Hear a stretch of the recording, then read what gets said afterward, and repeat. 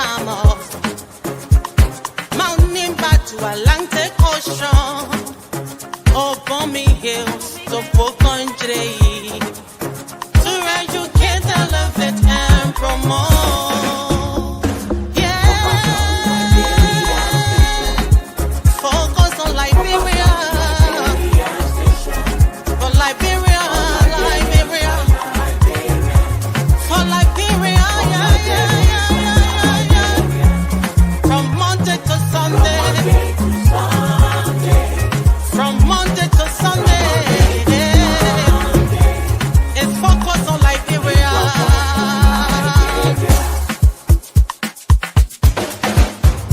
Talk about home affairs. Hey. In diaspora. Current affairs. Hey.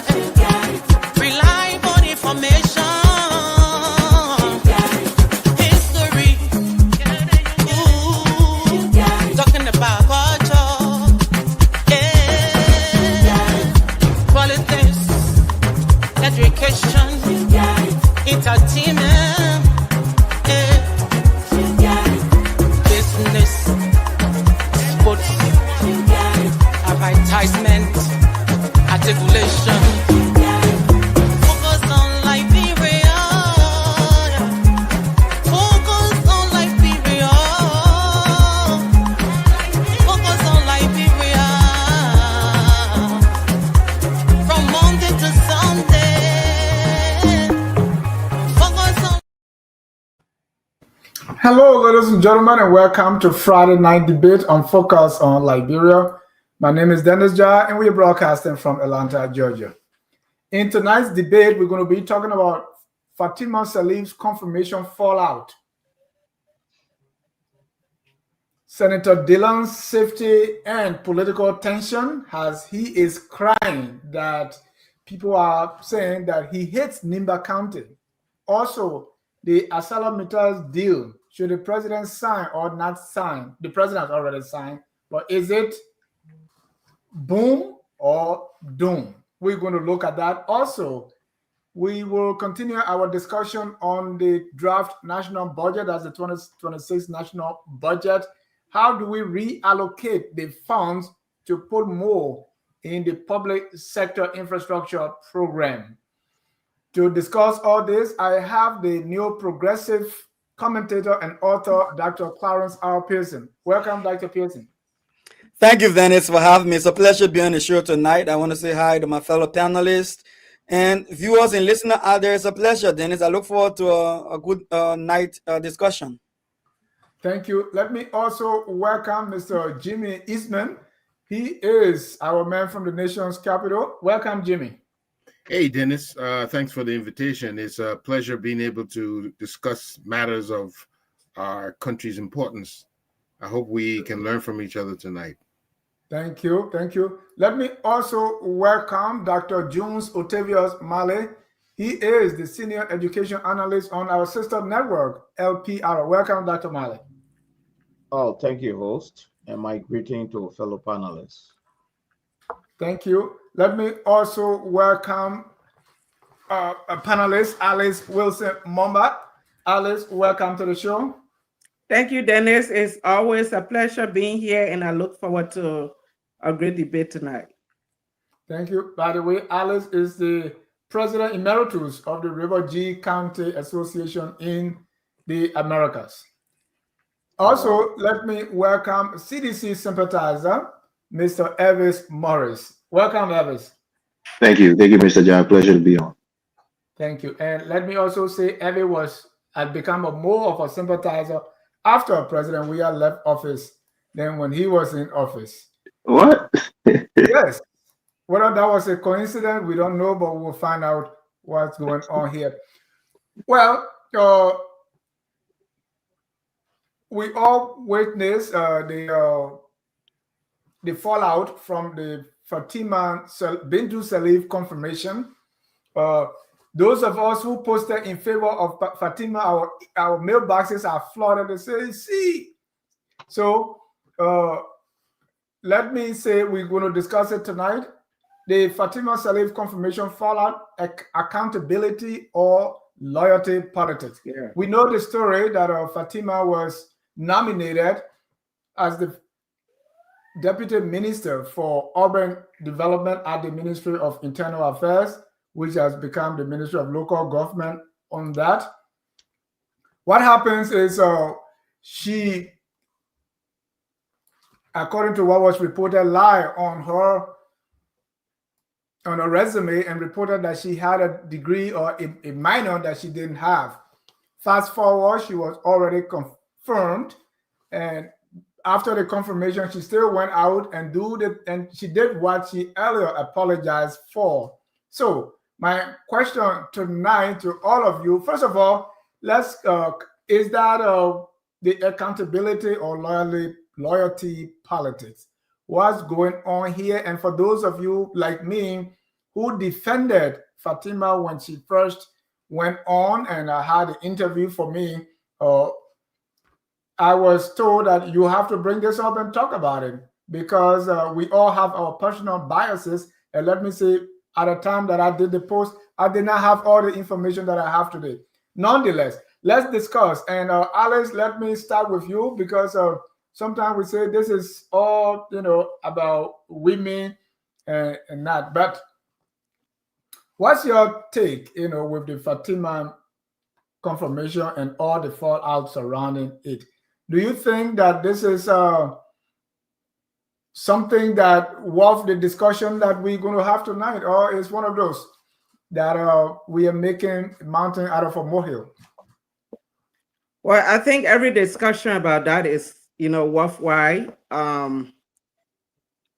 Fatima is a female, one of Liberia's educated women, and she has role models that look up to her. Every step that she takes, she has people that are watching because she's one of the ladies that Liberia can boast of for her education. But education comes with responsibility as well. And so if it is somebody down the street that did something like what she did, nobody cares. But certain people do something, people would pay attention. And that's why we are discussing it tonight. So I'm going to pause here, and then I'm going to come back to discuss further. All right. So let me ask you this. And the context is Fatima was confirmed despite admitting to falsifying academic credentials. Within 24 hours, she mocked critics and opposition figures in a viral video, and which reignited public outrage. So my question, does her confirmation reflect a breakdown in public accountability, or is it a symptom of political loyalty overriding merit? I think we have a breakdown, and I would say both. First of all, under oath, whatever you say, it has to be true. People make mistakes, we understand that, but certain mistakes, you can't ignore them. Because she's going to head a public office where she'll be interacting with people. We're talking about fighting corruption and other things. So if you cannot say the truth from the onset, how sure are we that you're going to continue to tell the truth? Or you're going to do something and stand by it? So I feel like from the onset, the decision to go ahead, and confirm her was not really, necessary. And Liberia, of course, we are coming from out of war, and people are happy that their girls are doing better. And the party or the officials of the party might be happy to have her because she's a loyal partisan. But you have to be careful at the same time. You want to get your best people. It's not only education, like I said in my write-out. It's not only education. Education comes with what? More, the way you present yourself, the total person, which is your behavior in the community. You can't be educated and still behave like people down the street.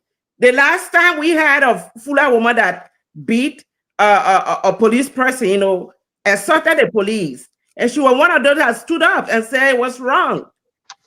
But what she did is equivalent to exactly what a woman did who is not next to her when it comes to education.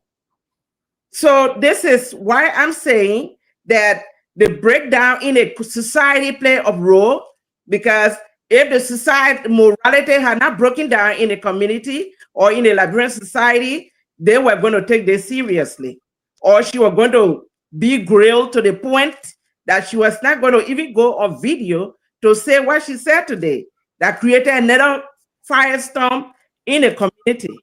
Because whatever she said, it has three different implications. First of all, it questioned the people that teach at the University of Liberia. It questioned those that got their degrees, those female lawyers that got their degrees from the University of Liberia. It also tainted the image of the country. So these are things that we have to look at. It's not about just making confusion with somebody, which I think, in my view, she shouldn't have done. She shouldn't have said what she said, but the implication that follow what she said is the one that the country is facing right now, because Liberia has a problem. We came from out of war, and when credentials come from out of Liberia, people want to say something about it. And for somebody representing the government to be the one to say XYZ is happening, I think the government need to do an investigation, because we don't want such behavior where people will be selling grades for different stuff. We don't want that. So they need to conduct investigation. And if it is true that somebody at the law school doing what they are doing, that person should be uprooted.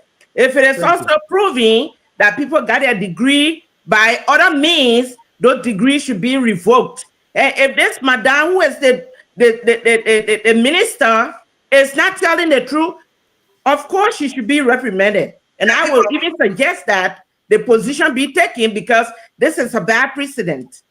Thank you.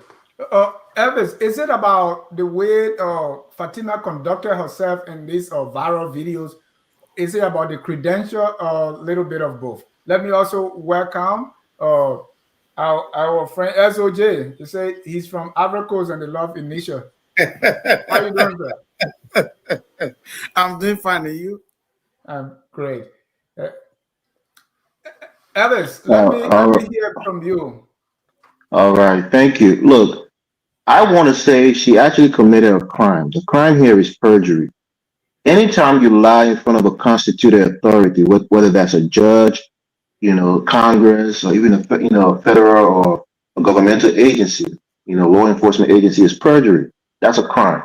So when she falsified her document in front of these, senators, she committed a crime. Well, let me just say, when it comes to vetting, the vetting process in our country is very weak.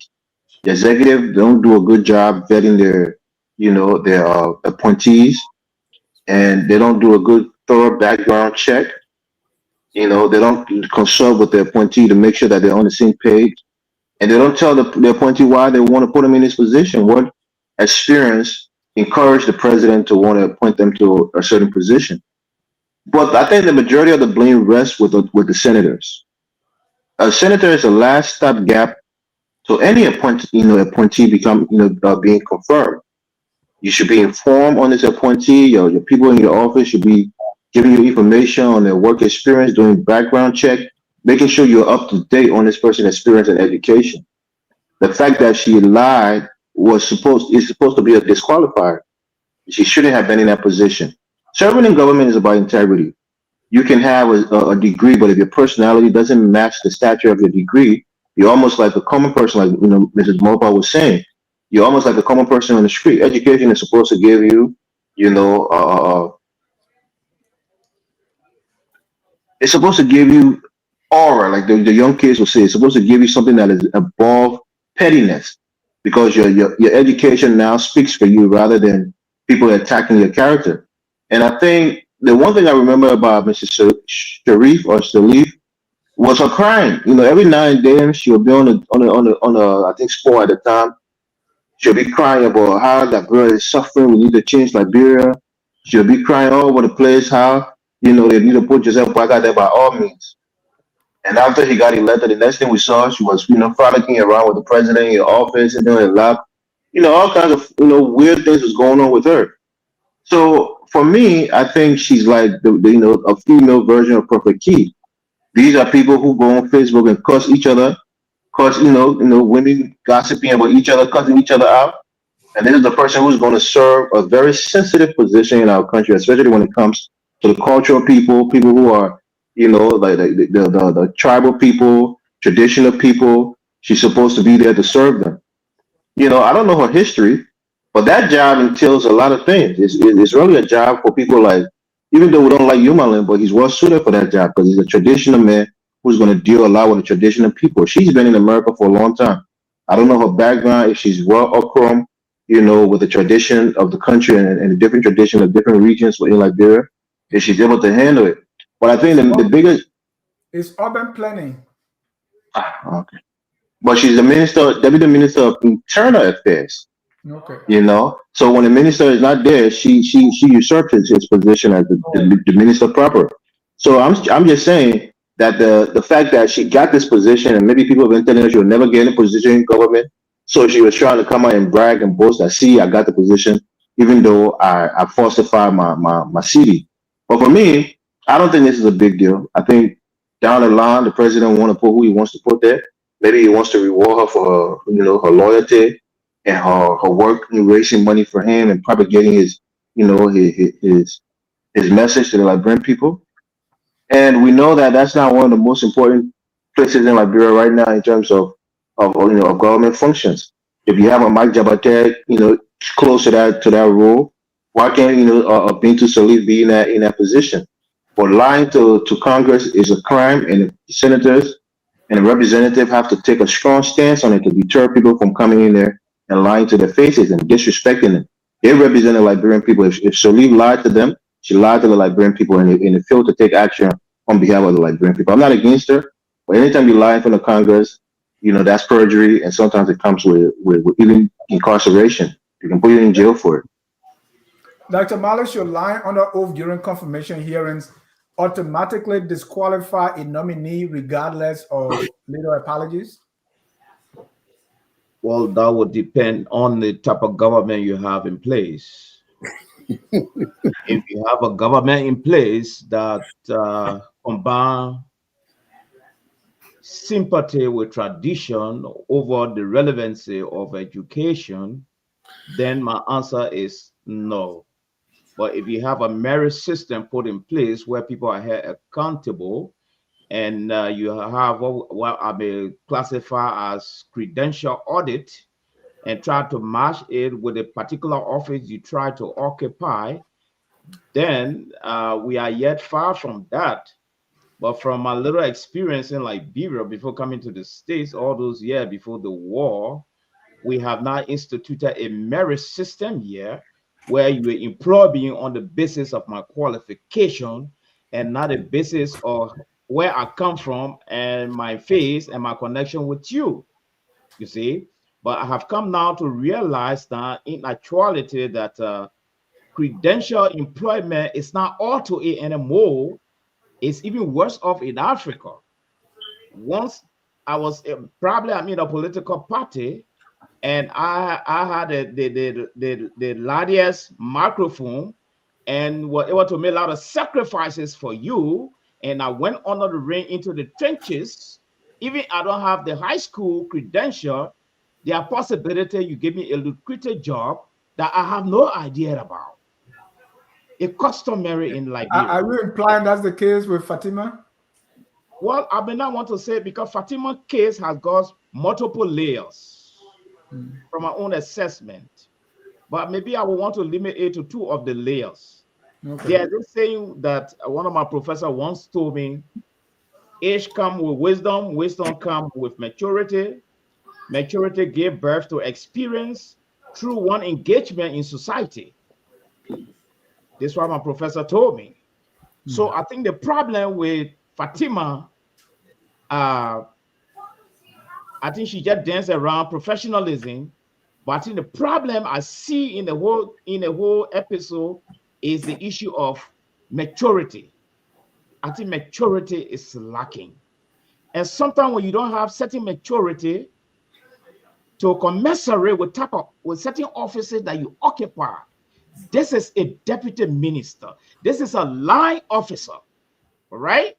That when the president call and maybe the minister in a meeting, you should be able to respond to the call or execute certain things. This is not a director or assistant director or assistant minister. This is a deputy minister, all right? So this is where I think a lot of people are finding problem why it went the way it went, because of the caliber of office and the responsibility of that office. So I think maturity is responsible for what happened. Thank you. Dr. Pearson, how do you respond to citizens who feel the Senate's decision undermines public trust in governance? Do you believe that? And you know, I want to also comment on the vetting process, both the Senate and also the executive that does the appointment. Dennis, when you have a legislature that has been compromised by President Boykai, I don't understand how you expect to get a quality service from the legislature for the people of Liberia within the governance structure. The reason why we have 3 branches of government per our constitution is to provide checks and balances. The reason why the president got that immense power to appoint people at his will and pleasure, not even at the basis of merit, is because they expect that when you send the person to the legislature, the elders will be there to put up the checkpoints and to be able to say, Mr. President, we understand your political interest in this individual, but at this level, you're sending this person, you know, from the back door conversation. You can say, Mr. President, can you re-nominate somebody to the title and put this person somewhere else? Because this person becomes the face of the government when they go out there. But you find that the Senate pro tempore is the rescue mother, if I'm not mistaken. She's the rescue mother. And there's a rescue father at the Ministry of State, the president himself. And then down the chain there, you got the rescue regime speaker. And all of these issues are supported by the president when he undermines the legislative integrity of our country. So no, we don't have the level and layers of integrity we need. But let me add to the conversation with this young lady. One of those who strongly believe that anyone in my generation that survived the 14 years of senseless civil crisis in Liberia, like myself, who lived and went through the entire war and came out of it and still managed to acquire an education after that, I mean, I should commend you for the level of efforts that you apply. So I do empathize with her in terms of the fact that she was able to pursue education, but education has to go with competence, right? Education has to go with competence. So I usually tell people from my own background disciplines that you have acquired knowledge and you have applied knowledge. Somebody may have a degree, but they have never applied that degree before. So I know these are political appointees. They work like Dr. Malo was saying, at the will and pleasure of an individual who gave them maybe a position because they had the loudest microphone, as he put in. But I mean, we should stand back and say, what is the mantra on which this government came to power, right? The mantra is no business as usual. So when you have accused a government that you claim was a government of footballer and all the people behind him were just empty score and they put the country in a dream, and now you've come to power and you're given some of the highest offices in the land to people who have no history of working at that level and have no history of holding those kind of responsibilities. I mean, there's less you can expect. I mean, no disrespect to those who working in government in many areas, I would say. But take it or leave it. A lot of people in our Liberian government today don't have a strong resume when it comes to where they worked before at the level of being a minister in government, right? Have they served any managerial level position before going to Liberia? Have they served as supervisor over 10 or 15 people before? To go manage a whole country? These are worrying situations. I'll close by saying this, Dennis. I think it's unfortunate that someone will go before the national legislature and embellish their resume or misrepresent their education in terms of what the education entails to suit what they want to acquire from the entire hearing process and be rewarded on top of it. I think it sends a bad message, right? I think it sends a bad message, and I think we shouldn't be allowing this to happen in our country. But again, there's a girl who kissed the president and put the image on social media. There's a girl who comes back after she lied to the legislature and say, I apologize. And then when they gave her the job, she comes back on the scene social media and say, President Barker is my pa, and other even the guy still queer in there is my man. And she boasts about it and said nobody can do her anything. She is the president's baby. Now, am I saying it's wrong to be in close proximity to power? No, but the abuse of it is a problem. And we should be able to tell people, listen, these things are not good for our society because it sends the wrong signal. And I think if Fatima, she listened to this recording, she would adjust. I was one of those who said, I forgave her myself and I endorsed her for the position, only to come back and embarrass me. I had to apologize to my ancestors for that decision, that endorsement. I had to apologize to my ancestors. I don't think my ancestors have received my apology yet because I saw on the social media again, and, just yesterday or today. And I mean, it's sad for our country, but that's where we are. President Barker is making the change we say we wanted. So let's keep going. He got 40 years of experience. So Dr. Pearson say, is Pearson saying Dennis is not qualified to be superintendent of Sino because he got no prior government experience? Dennis, you're the best person to answer that. Answer him for me. That's a good. I will leave that until Jimmy. Let me go to you, Jimmy. You know,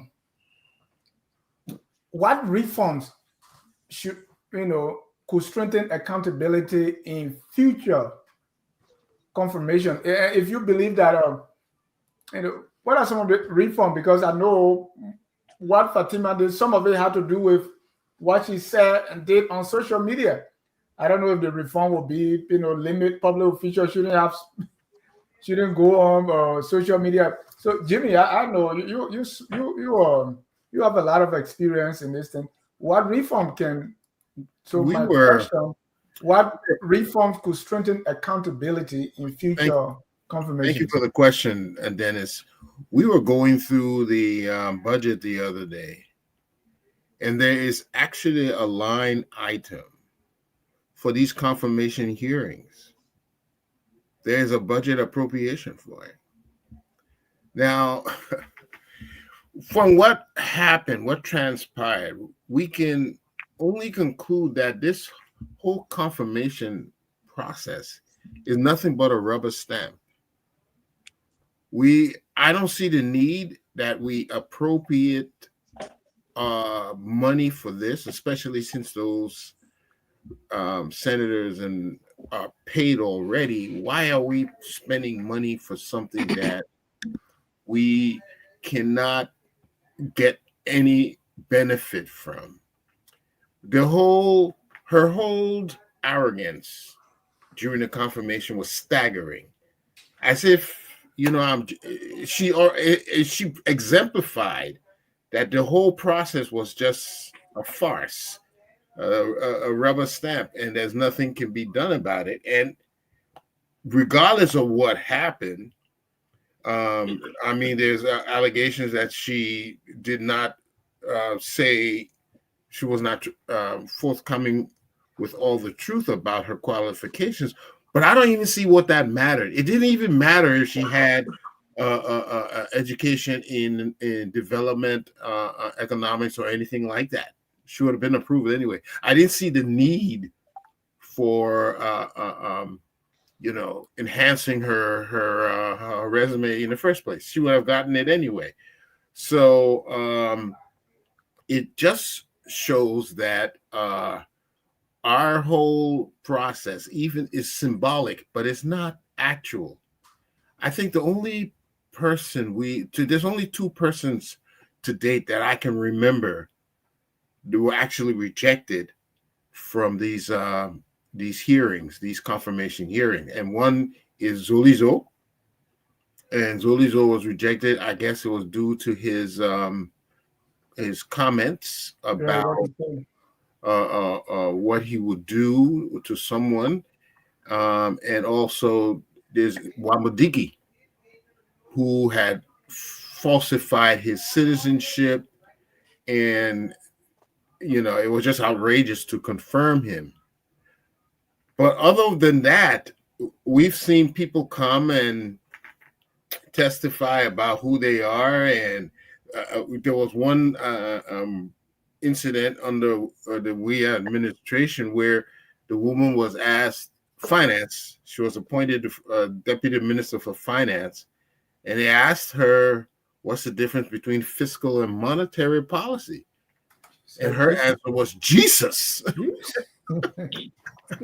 So reminded me when I asked a CDC guy, he said, the Lord said, call on me and I will answer. And they still confirm her.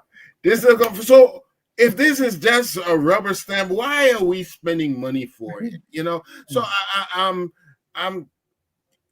Fatima, I don't want to give her any disrespect whatsoever, but she just showed that this whole Senate process thing is just a joke.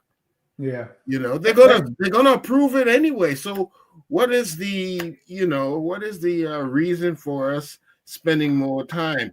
I think for me, what she should do now is simply exemplify that she was the right choice. And by bringing to the ministry her knowledge that will improve the Liberian situation. What I'm afraid of, what I've seen in the past, is that the revolution that was started in 1980, it was short-lived because it only appears that people are just waiting for their chance. Yeah. But not that they actually want to change things and reform things. So you talk about reform. I don't see reform as the objective of our dispensation. I just see, let me get my chance and let me do what I can do, and that's it. Thank you. In all fairness, for those of us who are friends with Fatima and who supported her in this thing, the first appearance did not show any form of preparedness. And Jimmy, I think that is to support what you were saying. It's like people go there for formality, like, I'm going to be confirmed anyway. And let's play something from that confirmation. As you are aware, my name is Fatima Sirleaf. I do hold a master's degree in social work with emphasis in mental health and substance abuse, and my minor is in urban development. I also hold a bachelor's degree in social work from Seton Hall University.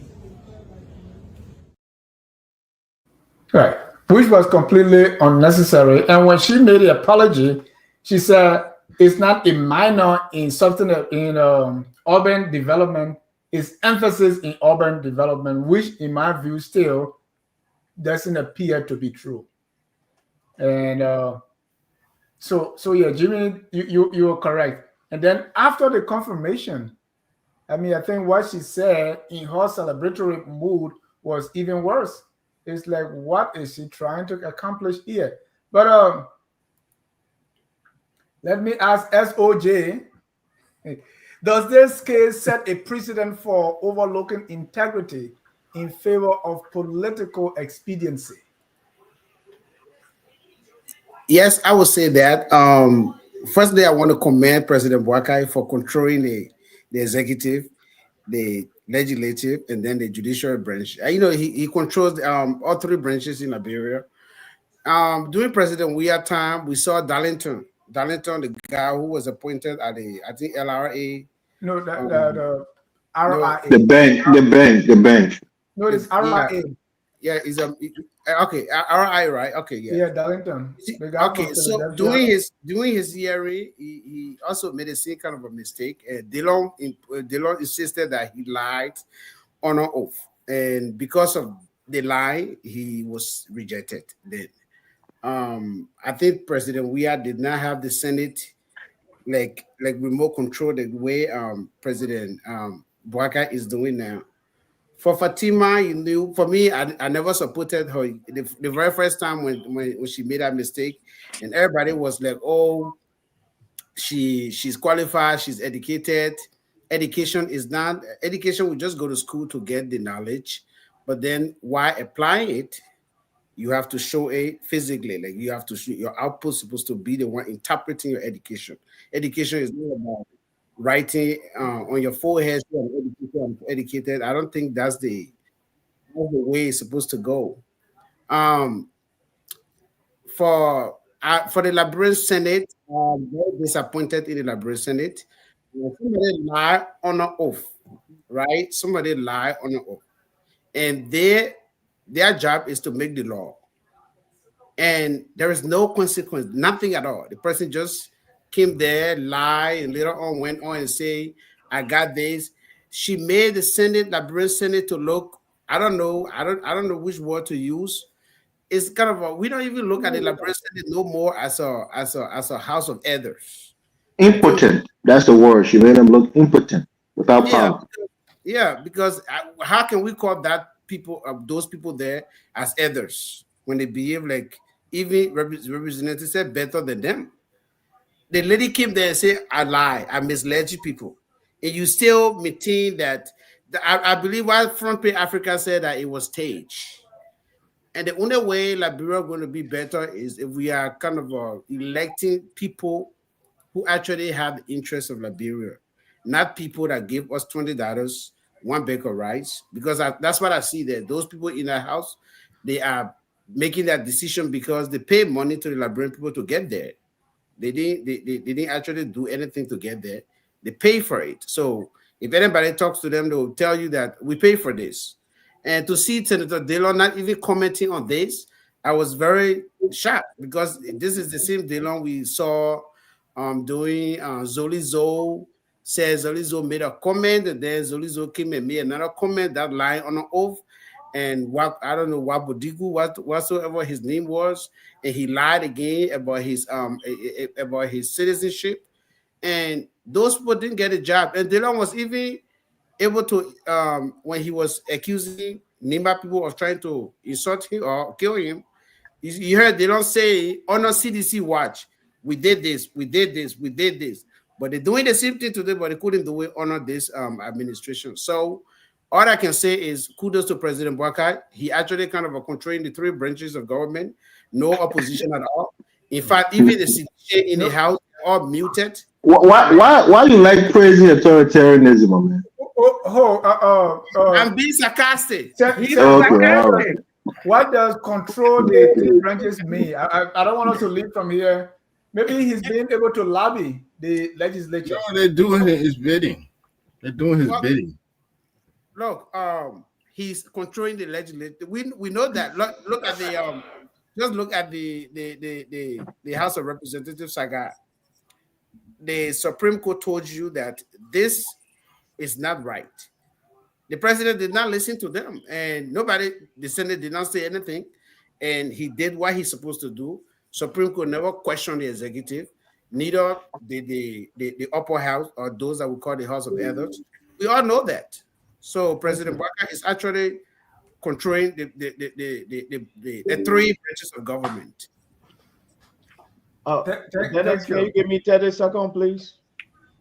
We got to move on to the next. We have 4 issues here. So let me do 15 seconds, Dr. Mali. Okay. Yes, I just want for us to be a bit mindful. We have 3 separate branches of government that are autonomous, but they relate directly or indirectly to keep the society running. And when I begin to hear things like His Excellency President Bouakai has rubber stamped the legislature and he's controlling it. It baffles me because now it takes us into a different territory of argument. You see, there's something called lobbying, which is not illegal. It's a career portfolio. There's something called behind. Dr. Male, with all due respect, he strong armed the speakership away from the CDC. We saw it. Hold on, we got to, Dr. Male, I told you we're going to defend me against Sam Wallow. That I'll give you a chance. But Okay, yeah, Dr. Male, I got your point. You know, any president, all president will want to have that control. That's why, if you call it control, you want to be able to your bills are passed when you send them to the legislature. But he didn't lobby. That's the point. He took it. When it comes to this job, you know, President Sirleaf was master of it. You know, you lobby when you send your nominees there. You lobby so that they can. So let's move on. If the senators don't have, you know, then it's just a give for the because that the matter open up in Dura Basia. We got to move on. Maybe we'll come back there because Dr. Pearson, and I'm going to start with you because I heard Senator Dillon, you know, who was literally crying that the labor minister is scared, and other people from NIMBA are saying that he hates NIMBA people because he did not confirm him. In other words, they lie on him. And they are saying this against NIMBA. And he's citing example after example that, hey, when I fought in the CDC control Senate, when I fought against the nomination of Zolizo, of Wambodiki, and the rest of it, you guys were hailing me. Now you are saying, I'm not doing this. I don't like NIMBA people. In fact, Senator Dillon killed Prince Johnson, and you want to kill Minister Cooper Crua as well. And Dr. Male posted that, and I was like, why is he crying? You know, so please, I first want to hear Senator Dillon's concern for his safety. And talking about ethnic tension, he said, even though he's not afraid of the threats against his life, but he's just saying it. Is Senator Dillon making sense here, or is crying baby for nothing? You know, show man. Is that what he's doing, or is it something genuine? You know, Dennis. I mean, that's a good question. You know, but I would say a couple of things. When you have someone aspiring to become president and tell you that I will dance with the devil if that will give me the presidency, and then you see them put behind them for their support to the presidency, Prince Yoruba Johnson, the late Senator Johnson, peace be to his ashes, who tells people on the national radio across the 15 counties that if the bloodshed want us to share the blood, we'll share the blood, we'll protect the vote. And we know what he's capable of from our past history of war. When you have a man going to the presidency, carrying General Butt Naked behind me as his field marshal on the campaign field, with men that he trained in uniform in red t-shirts, and we know what that represents in the war. And you have people got killed in Lofa County that have not been in any way prosecuted or brought to justice during the campaign period. And you have young men in Monrovia itself got killed by UP partisans without anybody being brought to justice. In fact, someone who was accused of that incident was given a position at the NPA, who facilitated such a murder of a young man in Liberia. If you have Prince Johnson himself on tape being played over Liberia there that he was manhandled or badly treated by President Boyka and neglected to the extent that even the same Senator Dillon had to come in the House of Legislature on the Senate floor and say, Prince Johnson called me to tell me to help his daughter, to get to President Boyka to help his daughter. And Prince Johnson died with frustration that he felt neglected and abandoned by President Boyka. And it's on tape. I'm not saying they say it's on tape. The recordings are available for you to go and follow.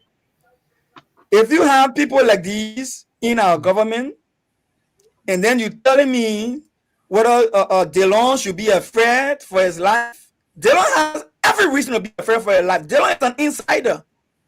Dillon knows President Bouakai is someone who said if they lost the election, there will be the end of Liberia. He understood the rhetoric that they pushed during Liberian civil during the campaign period. And I will not stop there. I will add to this, Dennis. This is the most hateful imposition I've seen in Liberian history since the tenure of President Doe. That if you talk to the social media right now and say anything about President Bouakai, people threaten your life. People say a lot of derogatory things about it. In fact, they believe that you are not patriotic, hate the country, you don't love the country. In fact, to the extent where the president himself said, if you don't follow the rescue train, you're not thinking, you're not loving, you're not building Liberia. These are messages that Dillon is well off. I'm shy. He's a Mr. Pearson, let me just find out. You're saying President Bouakai regime is more fearful to be under compared to Charles Taylor? I never mentioned Charles Taylor. I said Samuel Doe. You said since Doe. This is You can mention Doe, but you can skip Charles Taylor. Yeah. The man asked me a particular question. He asked me about Charles Taylor. I said I did not mention Charles Taylor. Ain't that the question you asked me? You've never mentioned Charles Taylor anytime in your submission negatively on this platform. You want me to mention it now? Yeah, mention it. Yeah. So again, I'll repeat myself. I mean, that's an overstatement. I mean, I just wanted to say, that, the dictatorial regime of President Doe, the killer machine of Charles Taylor, and you're saying President Bouakai is worse. Even under President Rian, people were getting lost in the for all the things, Dennis, that comparison, I want you to just be clear. Dennis, I didn't start off worse. I told you, and the reason why I mentioned President Samuel Doe is because I have historical records of the Samuel Doe regime, where ethnic group were targeted by the Samuel Doe regime. I have records to that. It is in our history book right now that a whole population of ethnic group were slaughtered and killed. I write history book. Don't lecture me about history. Compare that to. I do not have. Listen, I do not have any records to show that Charles Taylor was president at the time of 1997. That I see what I saw then. Are you kidding me? Are you, Mr. John? Are you kidding me?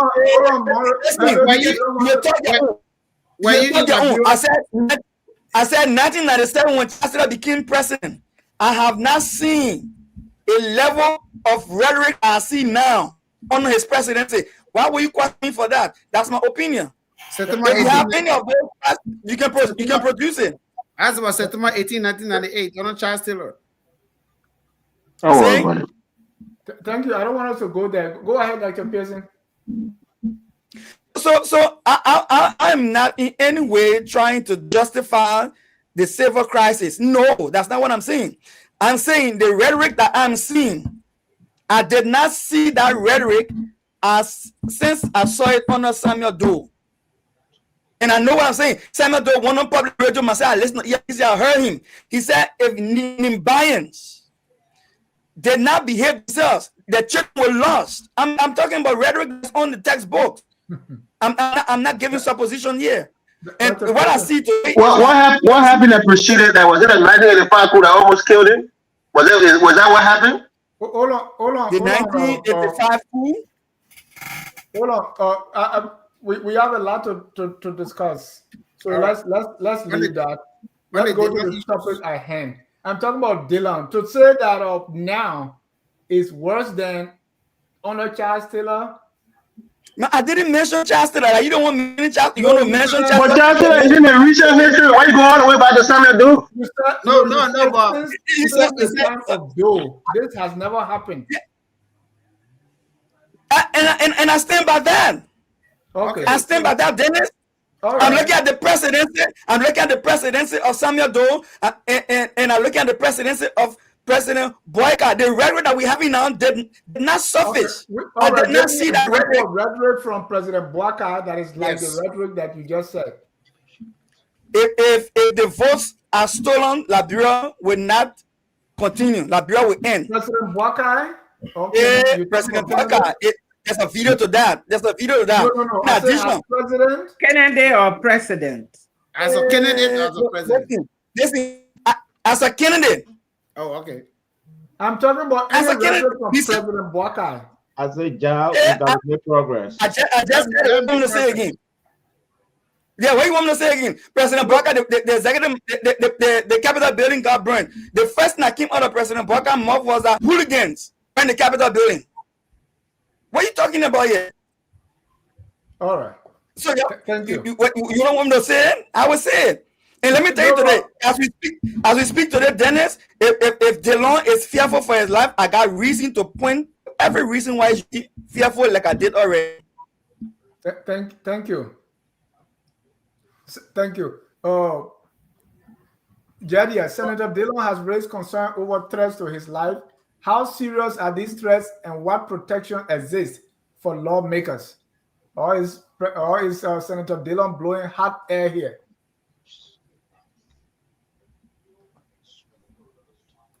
Mr. Samuel Jeda, SOJ, go ahead. That's your question. Oh, okay.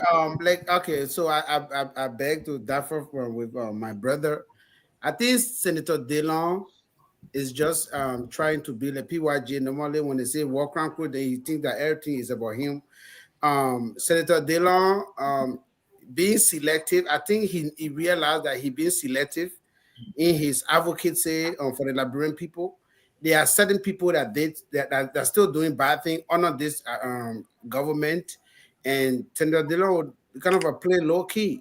Apparently, to me, I'm not thinking that he's against the Nimba people, but I see that I think there's something between he and Cooper Crowd personally. That's what I think. Like he what? advocacy for the Liberian for the advocacy for the job for Liberian people is in a good. I think it's in a good direction though, but I think he's selective in advocating for the Liberian people in the Senate. So he said something.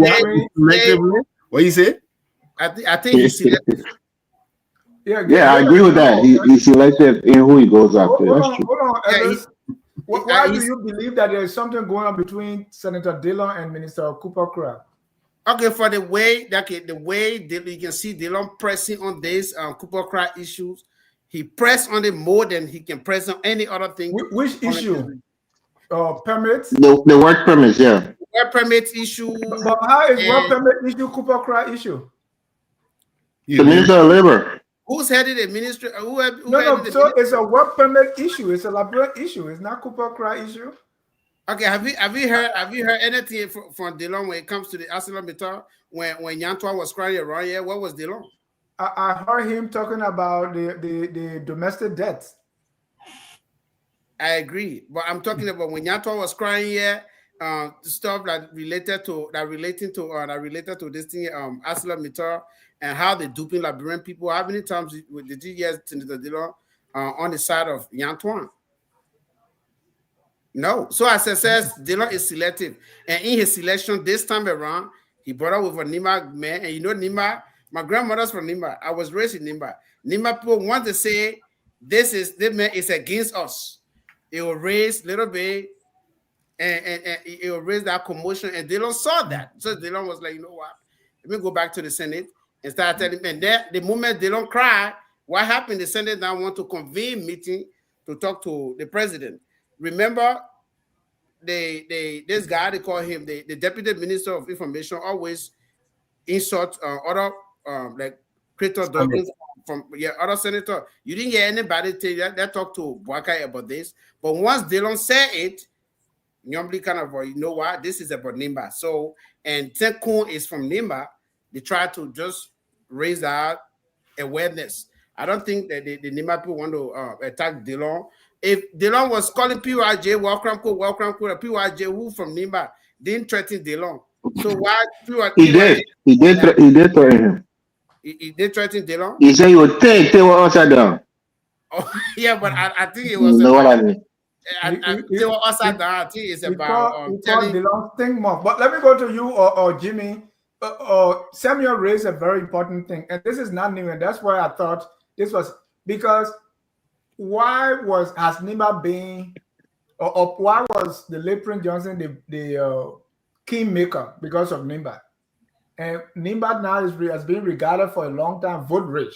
So everything, if you are a politician, satisfied Nimba, satisfied Lofa, satisfied Bong, forget about the rest of the country, you should be good, right? Yeah. And so to maintain that, you have to whip up the anger in the Nimba people so that they can stick together. Because if you want, and Prince Johnson have done that consistently. Yes. Oh, Nimba, this thing is about you, so that he can get the Nimba people behind him. So, and this are that's the politics Dillon and other people have benefited from. Yeah, and then now Cooper Cry is doing it now. Dillon So is Cooper crying. Cry want to be that kingmaker too, so that Nimba County will rally behind him, so that he can be moved. Jimmy, I want to assess the situation for me. Okay, Dillon is a politician, and above all else, he's a politician. So he does things in favor of his politics. Okay, he also is I think the chairman on labor in the Senate, if I'm not mistaken. Yes. Foreign affairs. Also labor.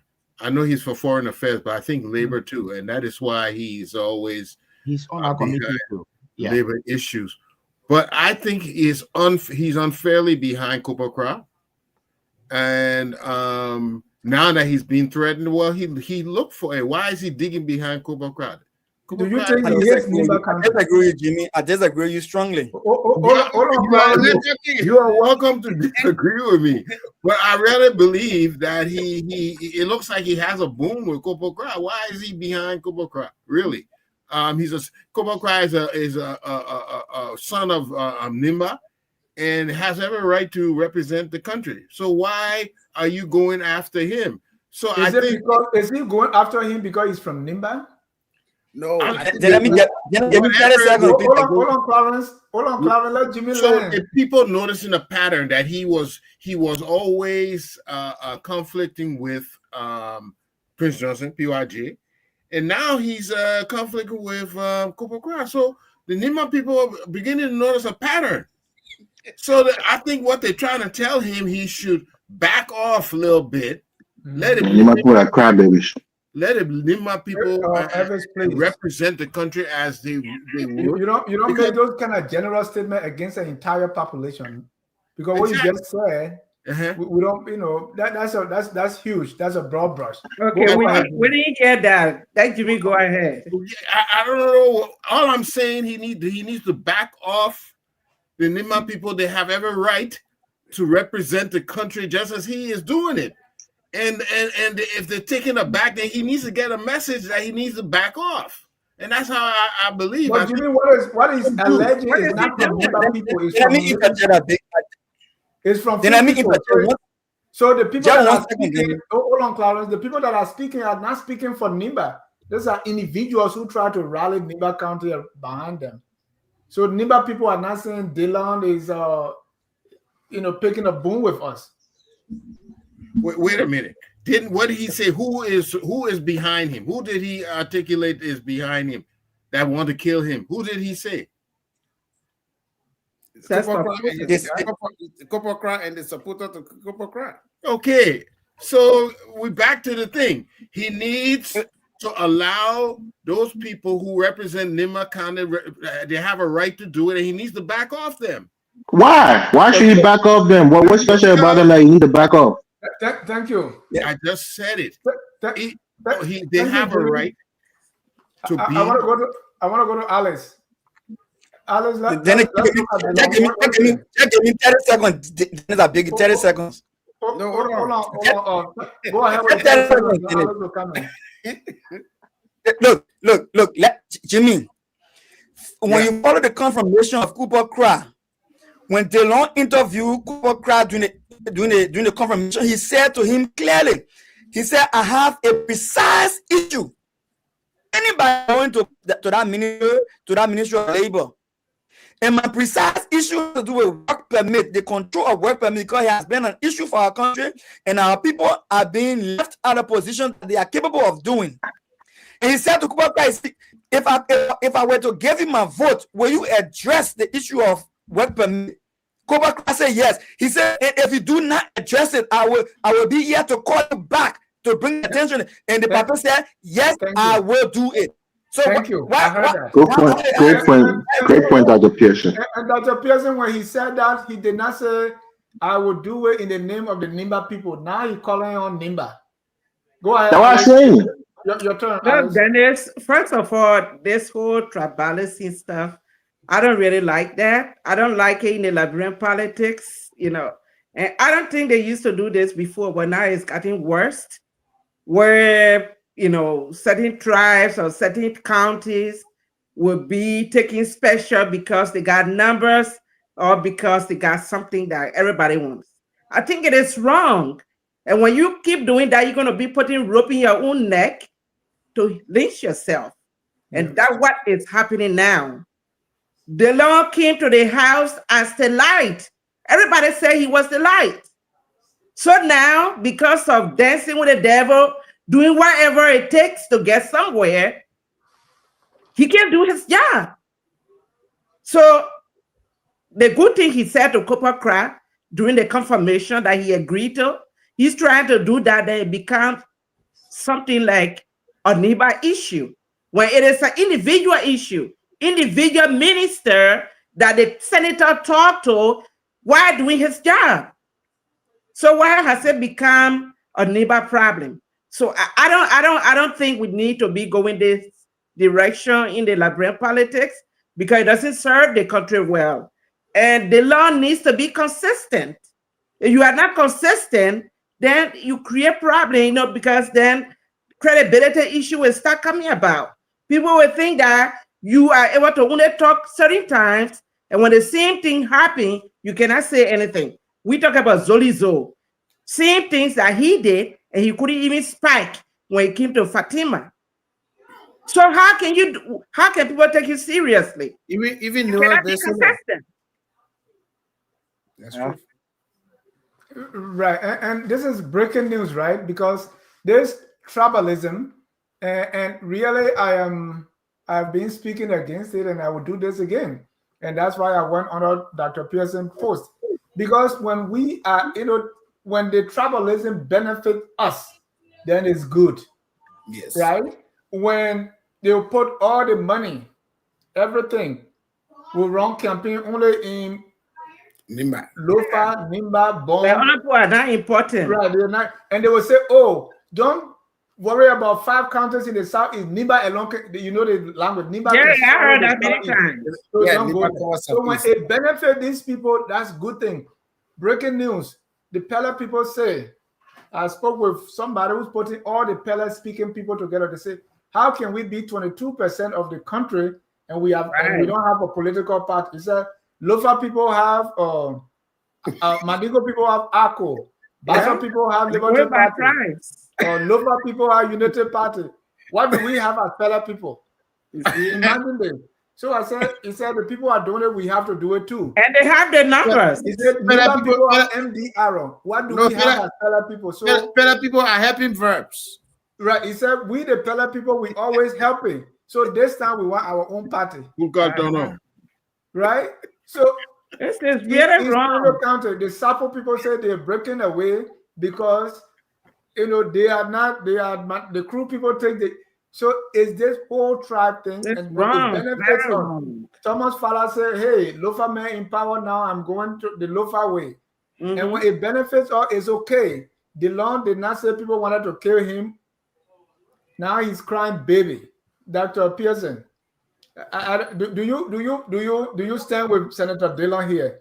Because when sometimes the Niba Kwado can be against I thought Evans, he already spoke. I thought Evans is talking about. Like He running away from me. He want me to say what I come to say. You know, because Ebe can interrupt so I can tell he finished talking. go, Dr. Mallory, have you spoken on this? No. Not yet. Yeah, go ahead, Dr. Mallory. And Samuel, I've been doing this before for a long time, so I know. I think panelist Alice just took us home. You know, when Dillon came, he branded himself as the Renaissance of our time. And he was able to magnetize a lot of young people and turn them into followers. But sometimes in politics, when you become inconsistent, and finally people try to classify you as the biggest liar in town, the issue of corporate crowd making a promise, these are policy-oriented things. Yeah. 3 months ago, the same corporate crowd told the Liberian people in our same hearing that they have issued almost, I think, either 70 or 75,000 work permit. That was shocking to me. Then I know, and I know in Ghana, we live there for the most part of our lives. In the Ghanaian immigration system, there's a clause in there. There's a clause in there that says no foreigner will be employed until all Ghanaians, all qualified Ghanaians are well seated in government or in private places. Now in Liberia. So if Dillon coming out to attack this man, Dillon has a very good case. Yes. But I think Dillon flip-flop. You see? So he playing a devil advocate's role in there to the point where giving him the credit now, it becomes a problem. President Bwaka for private jet. Then at the end of the day, we're wondering why is it that the NEMA issue is being factored into the discussion. It's factored into the discussion because corporate crowd got to call on his constituents for protection because they are operating in a very rough terrain. They all know each other. So if Dillon is complaining that his life is a threat, he know what's up. He know how he been getting on people's back. And this time now, and we know the Nemadian, they don't draw back. They tell you what it is, and they come after you. So he will have to doing work now. So my appeal to Dillon is early, like what the moderator said, to cry foul. When you play in a rough terrain, you need to wear rough glove and layer boots for the fight. So let Dillon take on the fight. My only fear here is this: there may be other effect on the Unity Party, since this is the gold mine, the voting gold mine. That might affect the Unity Party. I think there were now the real problem coming to come from. Thank you. Elvis, I want you to wrap this up. All right. Thank you. Look, I agree with what everybody is saying. Dillon has actually been a light of a sort when it comes to confirmations. I think he's been one of the most vocal and vociferous critics of people who were deemed to be less than qualified, whether through character or even education, for the position. And he spoke against Wambo DK. He spoke against Sarah Beslo Yanti. Did he? Mr. John, I don't know. I just big of a point. I'll question with you. I'm just saying that he single-handedly brought light to a lot of people. But then others will say that he's being selective, especially in the case of the Unity Party. And I think it's like he's stuck between a rock and a hard place because he supported this government very hard. He wants to be on the side of the government. He wants to be seen as supporting the president's agenda. But at the same time, he also wants to continue to be the light in the Senate.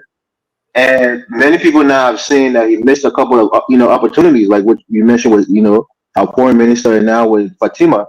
He should have been more outspoken. He should have been more present, like he was in the past. But it seemed like he was only doing that when it was on the president. We had government, the government that he opposed. Well, on the issue of the NIMBA issue, like you said, Mr. Jha, we shouldn't generalize, which is true. A smart mind would say people are different, they're individual. Nobody is no group of people is a hive mind that they all think it's the same. There's diversity in opinions and beliefs.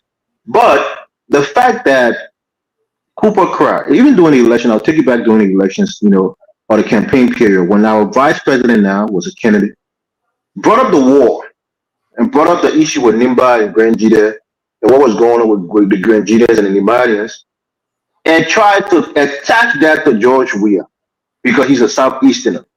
Prince Johnson himself said that this is like Samuel Doe.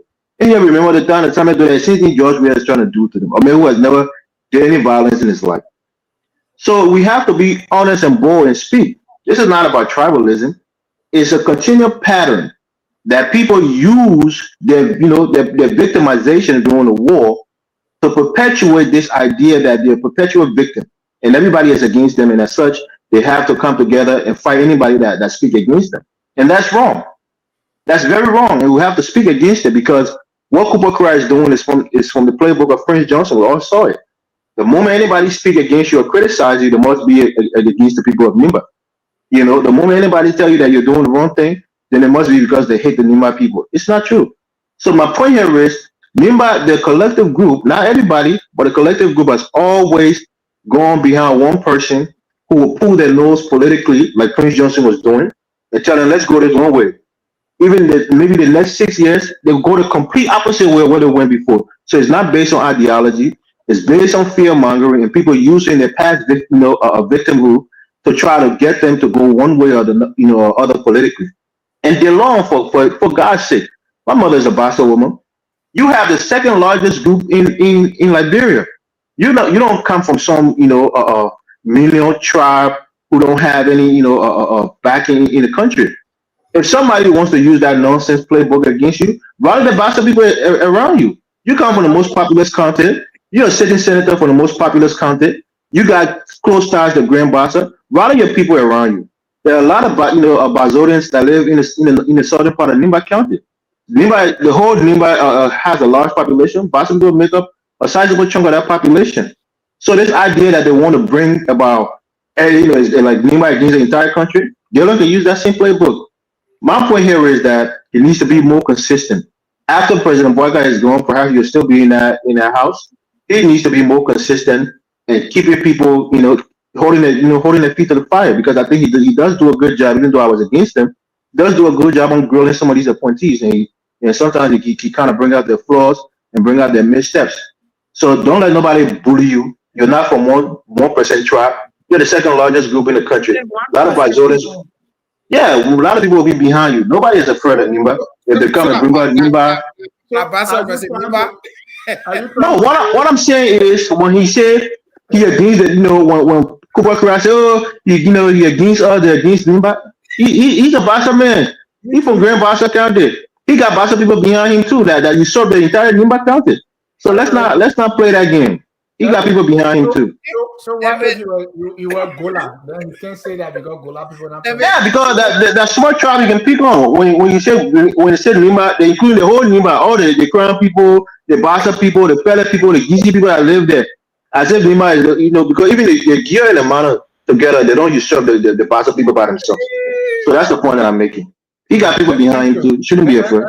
Let us be mindful also that this thing that like homogeneous group, really it doesn't exist. Nimba people, even the two majority ethnic group, the Dan people and the Ma, they don't act as one. We are all individuals. People do their thing. We have the Crown. They are there. They took that entire district. Babli, that's them. B and Lolu. So this is a huge county. You have the Mandingo. So the idea that Nimba people come here, it means everybody from Nimba is not true for Nimba. It's not true for Mandingo. It's not true for Southeast. It's not true for anywhere in the country. But then it's no matter what disagree with you to say when that comes for the vote, then it's true. It's never for the vote. When the Nimba vote, then it's true. No, Nimba have never voted the same way. Nobody has won 900%, if we say that way, of Nimba County. It's always even when Prince Johnson was contesting, he was not winning 90%. Right. So let us not think that everybody is acting the same way. Some people even believe 5 different ethnic groups or even 6 in the Southeast, they think that one person. It's never true. In my district is the smallest probably in Sino. Sometimes for election, senator alone, maybe we produce about 3 candidates. That's why So there is no group that you think all together and everything they say they all go together, right? Our group, my group is very small. Even in the town, my father, even brother and sister, we don't agree. Why we get this thing from everybody going the same way? And that's a segue to the budget. I want to also talk about the budget.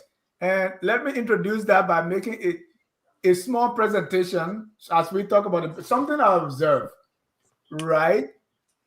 And I want us to do that quickly. So this is our fiscal year 2026 budget, a strategic review of revenue, expenditure, and the proposed reallocation exercise for capital investment, right? I hope you can see the slide. That's why I'm making it a little bigger. So if we look, the total revenue is projected to grow by 32%. That's why we have 1.2 billion. This is driven largely by a massive one-off contingency payment from ArcelorMittal, right? So we have a significant funding gap between the office of the president and the vice president. I don't want to, that's not the purpose. The budget proposes a haircut. What I'm trying to do here, I'm saying if we take out 227 million from administration and put that into our infrastructure development plan, what would that look like? So let me tell you that this is the breakdown where we have fiscal year 2025, 2026. And so the growth is 12% in the cost of the domestic revenue. And you see that the total revenue last year was 917. Now we've gone to 1.2 billion.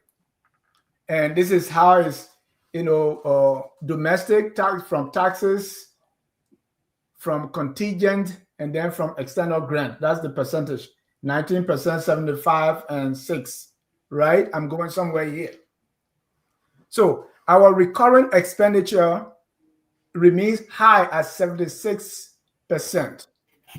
The recurrent, the one in compensation and expenditure and operations is 930 million. So for our infrastructure development, that is 281 million. So the growth, let's say the money for development has gone up a little bit, right? So yeah, it went up by 3.4%, 3.4 compared to 2025. So that's a good thing, right? Infrastructure push. Also, by sector, you see, public administration is 38%. Agriculture, you can see, security, rule of law, infrastructure, education, and you see the graph. Stay with me here. Now we have the president office and the vice president office. The presidential budget, that's the Minister of State for Presidential Affairs, is 15 million. The vice president is 3.2 million. And their staff, if you look at, the FTE, president have 381 people working with Ministry of State for Presidential Affairs. For the vice president office, 219. I was wondering, for vice president, where do they sit? They were here at the Capitol building or where? The 219 people. And somebody, if you are in the vice president office, please tell me, what really the vice president, anybody with knowledge of government, tell me what they do in the vice president's office. 219 persons. And we want to do this for education purpose. So here are the numbers. For president's office, the foreign travel, the gifts, consultancy, vehicle repair, maintenance, those are the numbers. Then we have NSA. So the purpose of this presentation, I want for us to cut some money from the president office, the vice president office, the NSA, and the legislature. So for the NSA, their budget is 22 million.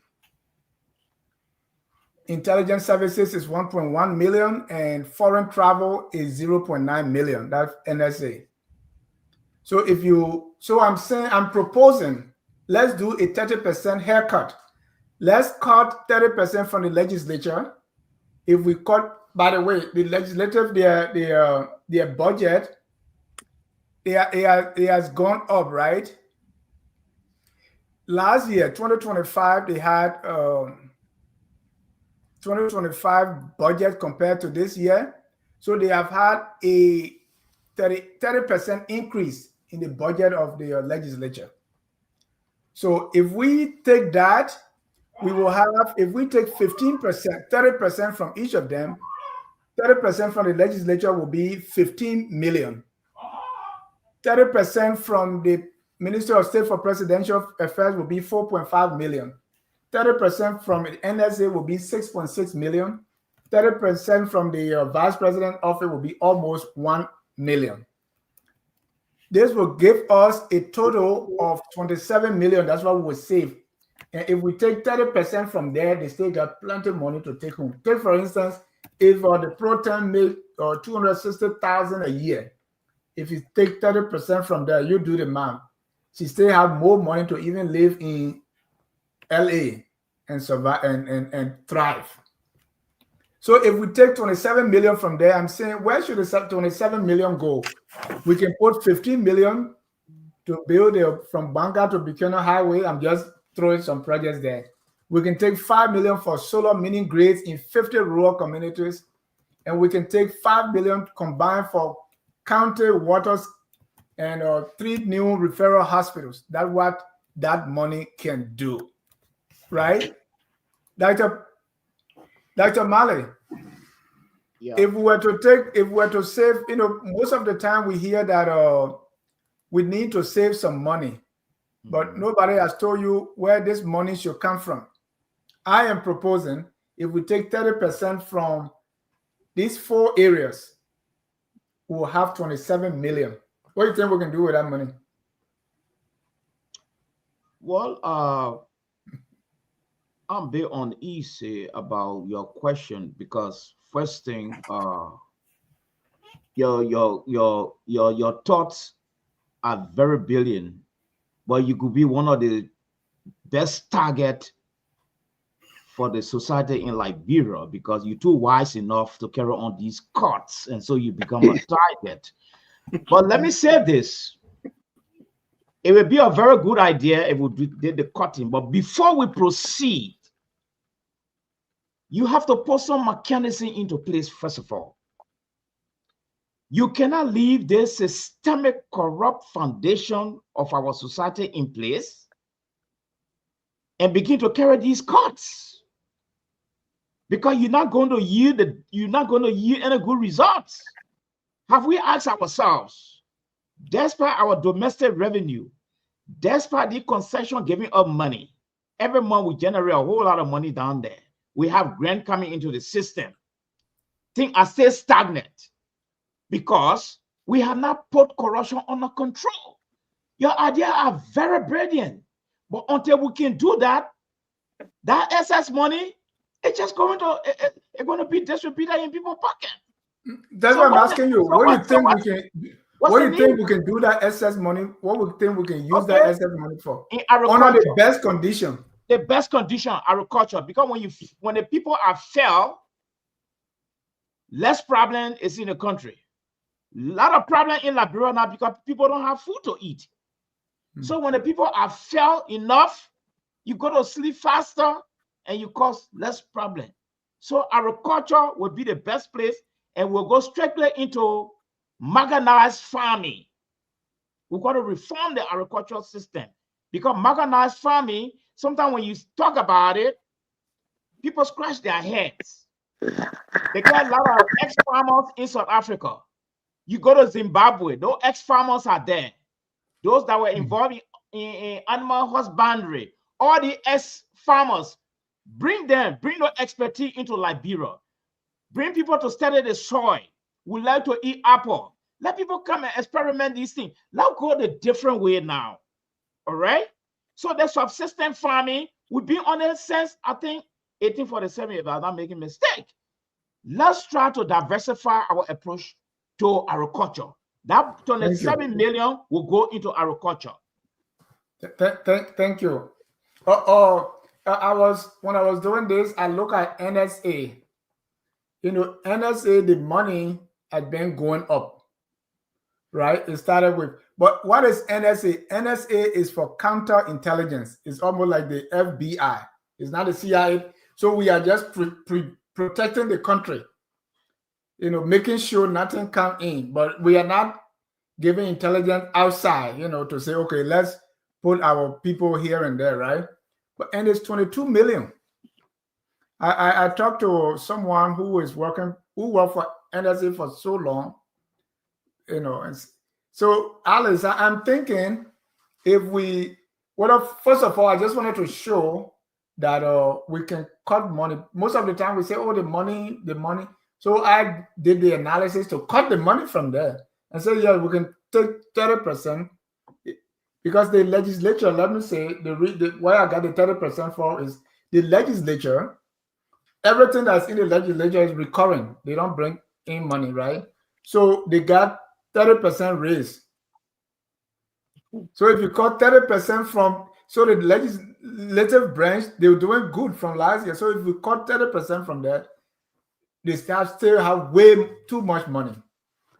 Has the Senate debate the budget? Are you prepared to lobby or to tell your senator to do a 30% haircut? Well, I think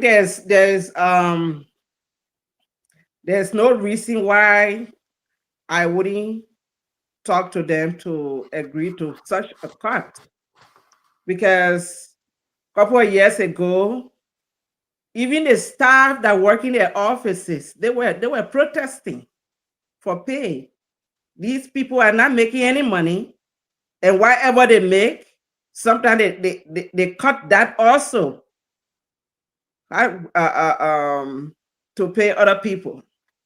So if the money is cut from them, teachers pay. That's another thing the country needs. Pay the teachers, because not many people want to be teaching. So if you increase the pay, they will be able to teach the children, because majority of Liberian children, they're in the gold mines. They don't want to go to school because they are not motivated. Infrastructures, that's another thing. The University of Liberia was a mess the last time I saw it. So if the building is beautiful, it attracts the students as well. Those are things they need to put the money in. What's about child care? Little things that we overlook. But they help. If you give the child a best foundation, when they're growing up, they will keep education as a foundation. But if they have bad experience going to school, no food in the home, and they are going to school hungry, no lunch at school, they will not want to go to school. So you have to put these things in place, because when we were in school, we used to have care food or something. Because of that food, some of us used to go to school. Like, okay, today, Friday, we're going to be cooking. Even though you want to learn, but you are motivated to go to school. So they need to keep these things in place to make people to learn. What's about the other, how they call them, Zogos? What do they have in there for them?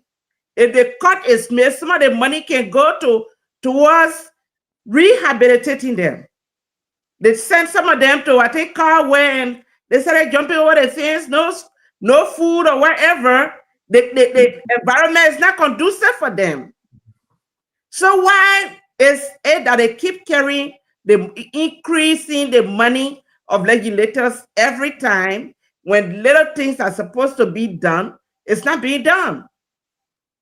So the cuts you are talking about, if they are made, those are things I think we can direct the money to, and I'm prepared to call my senators and representatives to tell them, because I think now they gave them the money for agriculture, no check and balance, and you still want to be giving more money to use it to campaign and win elections that some of them are not qualified for. Evans, are you prepared to clap for me because I did the analysis to take out 30%? Yeah, actually, I am. I think it was good. And I think it was you who said, right now we have buses, assuming those buses are the best investment, right? The buses cost 20 million, and we go to EcoBank and take the 20 million that we have to pay loan. But if we take 30%, we have 27 million. We can buy those buses just All like right. that, right? Yeah. Or let's say University of Liberia, the chairs. I don't know I don't know how much that will cost. Alex, before the show, you were saying senators calling on one group, the county association, to buy a number of chairs. So just by taking 30%, how many chairs? 30%, right? That Right. can Yeah. pay for Look, years. Mr. I give Ja, you an example. There were two brothers who were the so-called their own drugs, right? One had the opportunity to come to the United States and one stayed there. The one who came to the United States, no rehabilitation, nothing. He just got well, just from eating regularly and not having access to drugs. So some of these things we put money in rehabilitation. Maybe if we can make a farm there in Todi and put them there, they just be eating. All that thing will go away. What do you think? What do you think about the cut? the cut is excellent, it's brilliant, and I've been calling for this myself. But I'm no financial expert, right? But I think the best use of money is to make that money make more money for you. Mhm. And I think one of the things that we don't do in Liberia, maybe I don't know about this, we don't have a sovereign wealth where we can utilize the United States, for example, stock market, where we can invest money. Join us Thursday. That's exactly what we're going to be talking about. Excellent. Yeah, so we have to make sure our money is making more money for us and investing in in different stock markets, making sure we're getting our ROI, return on investments, and those things will will grow your wealth, and you can go into a sovereign wealth and take money out for important projects, 100 million, 200 million. Other countries are doing this. I don't know why we're not doing it, but just domestically, I think some of the things that money can be used for. It sounds unimportant, but it's really important for the image of our country. It's maintaining government facilities and assets. Our Capitol building right now, the paint on that building is chipping. When you look at the edge of the building, it looks decrepit. We don't maintain our public building. Look at the Ministry of Finance. How dirty it looks. During the rainy season, the mud when it rains so hard, it splashes on the building, makes the building look brown and dirty. Without maintaining our public buildings, the parks, those different things. And then lastly, you can take like you said, Mr. John, take $5 million and invest in a technology firm that can digitize or develop programs that can digitize certain service in the country so that service delivery becomes digitized. What is like the bus system, like I spoke about the last time, where you can use a digitized system to get bus tickets or buy like a week pass for students and things like that. Invest in technology. You don't have to industrialize now. It shouldn't be a step by step. You can go straight now to get into technology. Like what they have in Nigeria, they have little hubs and things that people are doing in Nigeria and Ghana. Got a lot of young Ghanaians and Nigerians who are brilliant in the field of technology. I'm sure we'll have a couple of them in Liberia where they can produce software that will help the government to deliver services to the rural area, even to urban areas. You have to be innovative in your thinking. But I think overall, the main thing, and I hope I'll be watching that show, invest in the stock market. Take advantage of it. If you got $100 million surplus, $50 million surplus, put it in the stock market. In 5 years' time, you'll probably do $10 or $15 million extra. And do that. Invest so that your money makes more money and you can invest that back in your country through development and through service deliveries. Thank you. The entire budget got no place for safety net, or nothing there. Dr. Pearson, you've been looking at this budget for some time now. You even discovered some budget lines that you don't understand, and I don't understand either. And by the way, talking about technology, I'm not a financial guy, right? This was developed using some technology tools, and I eat technology like I am. Dr. Pearson, well, what do you think of the haircut? I think it's a good thing when you consider the challenges that Liberia is faced with. I for one believe that we have a flawed system where people are using the funds are the one who allocating the funds themselves. And that's a sad thing, the less than 1% people who are making themselves millionaire overnight continue to make it more for themselves. Now, you mentioned where to put the money. I think that's where I want to talk about a little bit, right? Sure. Mm-hmm. So if you look at health, they allocated $101 million, $101.7 million for health, right? So I know we say we are about 6 million people, but I would just put it like 5.7 million people from the numbers that we have out there.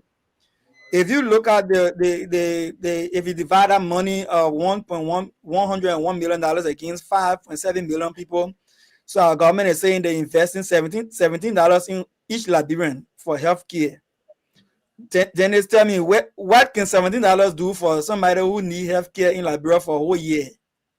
You know, just that common mindset. Think about it. Let look at you talk about social net, right? Social services like they got some in the budget they call social development services. They put 16 million there. If you put that against this 5.7 million people, they're talking about $3 per person. So look at the disasters that happen in Liberia in terms of the flood and other issues. So if you were to take care of your population of 5.7 million people, the government is saying over a whole year period, at least you won't spend $3 on one person. You know, that's the kind of country we're in. Look at education. The thing that's supposed to change the whole dimension of the future of our country. We put $123.9 million in the budget, people celebrating. If you divide that, don't divide that by 5.7 million, just divide that by between ages 10 to 24. They're saying, the people saying between age 10 to 24, that's 63% of the population. But I would just say school age children between 4 years old from preschool, from 4 years old to maybe 24, 25 years ago, can delay getting from high school and college, maybe up to 30 years before you come to high school. So just say 63% of our population, and that would be around 3.6 million people. If you divide that money that you put in the budget for education, each child will benefit $34 for the whole year. We're looking for the positive that the person, where can you spend that money now that will help the Liberian people, not the negatives. You're supposed to spend the money. Just like a place. So are you telling me for healthcare, $3 can get somebody quality healthcare for a whole year in Liberia? Is that what you can? So the people are being disingenuous. Social safety program don't help everybody. It's a threshold on income. So not the entire population gets help with that money. Only a sector, the poor people get help with it. You see, but poor people in Liberia. You see, this is where we're coming from, my brother Elvis. You are talking about I think right now we are the 9th, we're the 8th, but I think they say we're between the 9th and the 10th poorest countries in the world. And you telling me that if you are making a budget, the entertainment in the speaker budget is $500,000, and you are telling me $2 for issue that have to do with safety net for our poor people who children studying on the street that plenty money, and we shouldn't be thinking about them. That's not what I'm saying. I'm saying your math is off. You're doing it as per person. Safety net don't. But Evan, let me speak. I agree, Elvis. I would do it per person because every Liberian deserves to benefit from the price of the country.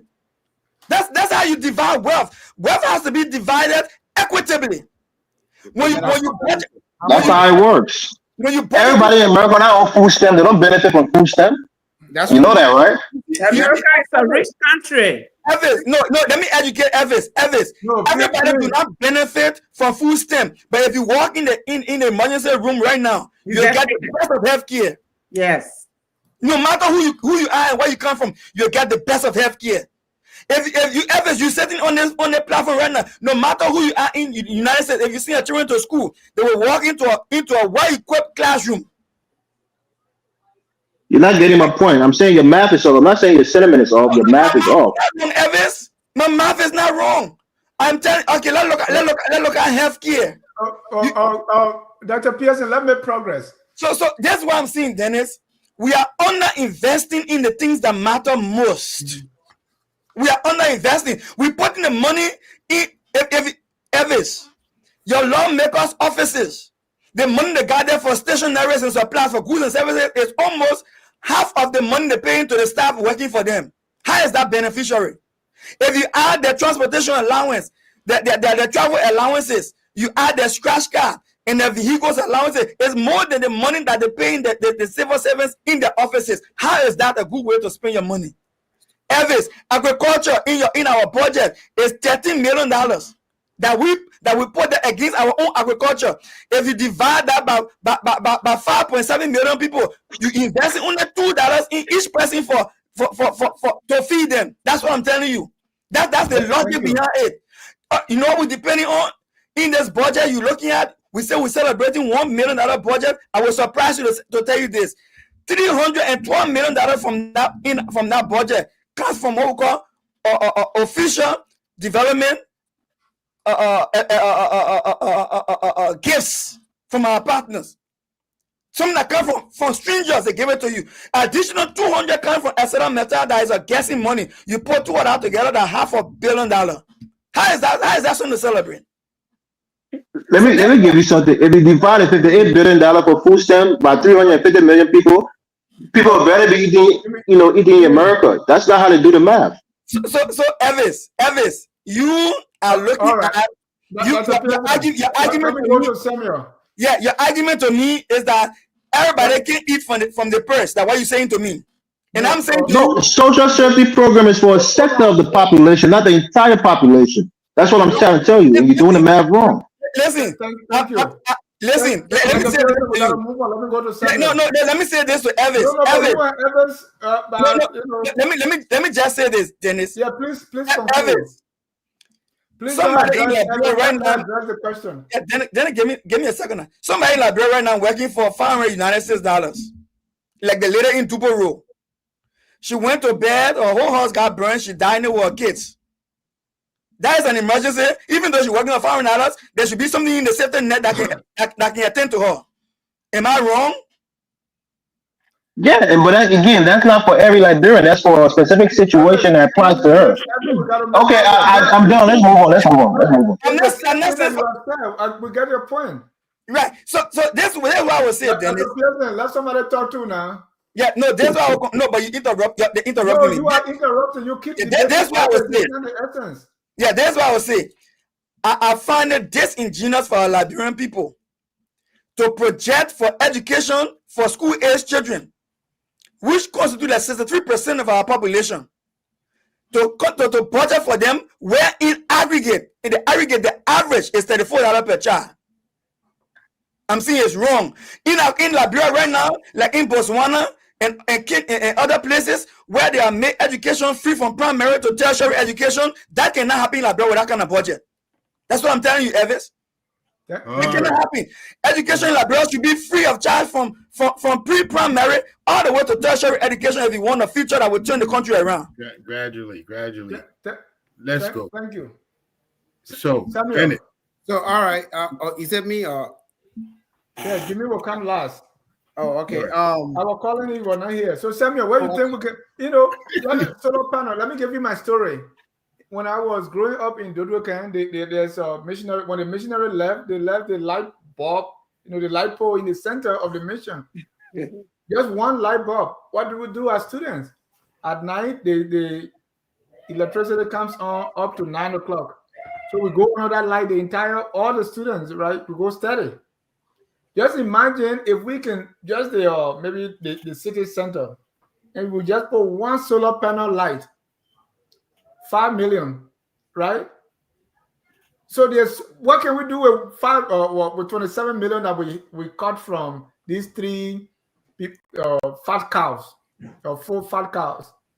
Okay, so I want to agree with my sister Alice here on when she said that we have our school system is broken. I went to Liberia 2021. I went in the village in Nima, and I went in the school. If you see the classroom, very small. I thought it was like a cattle farm where we just have the animals will come there, no seed. I mean, it was very deplorable for somebody to say they will send their child there to go to school. We should look at our educational system. Look at University of Liberia. And I just look at the University of Grangey there. Budget, the yearly budget, the speaker entertainment is more than the whole university in the country. It's more than that. They're talking about, I think, 50-some-thousand. And you're looking at a speaker office, and you're giving it just for entertainment. So for me, I want to address this thing to the Liberian woman that are looking at me. I want to address them that, you see, we have our finance minister who pays Zogo to go defend his budget. You saw the Zogo in front of the finance ministry that they were interviewing, right? Why were they happy with the budget? And they said Gafwan is a good man. He put 1.3 billion in the budget for them. And they said, but how is it for you? They said that what they told us. They say for us. So you see, yeah, you can see that. So these are the things that people don't understand. They just tell them something and they leave it. I want to take this to Ma Nino, Ma Wata, Ma Skinkwa, all of those that are watching. The money that they put in that budget in for you, everything is for them. Nothing there. The rescue government, we have 800 million on a WIA. They were saying that everything was going salary. Rescue came and increase it more for salary. So everything they told you before, they're doing it, and they're even doing it more. So they should know that the Zoko that they paid the other time that went there to defend Gafwan, they should also know that the 20 that they gave to them is already finished. But the government officials going to get all that $20 in millions. So that's what I can say. We can spend this money on schools. We have a very bad school system. I grew up in Ivory Coast. I went in the Ivorian school system. In every Ivorian school in the village, they have teacher quarters where teachers live, and they assign them there with real furniture, everything. They are there. Look at those schools in the villages. They have one teacher. No chair. I have in my village, a Grange there. We have one teacher in the school. Then the citizen here in the United States try to put together to pay private teachers to just go there and help that teacher. And it's from first grade. You see that from first grade to sixth grade. But we only have one teacher. Who is but now all the teachers supposed to get money though.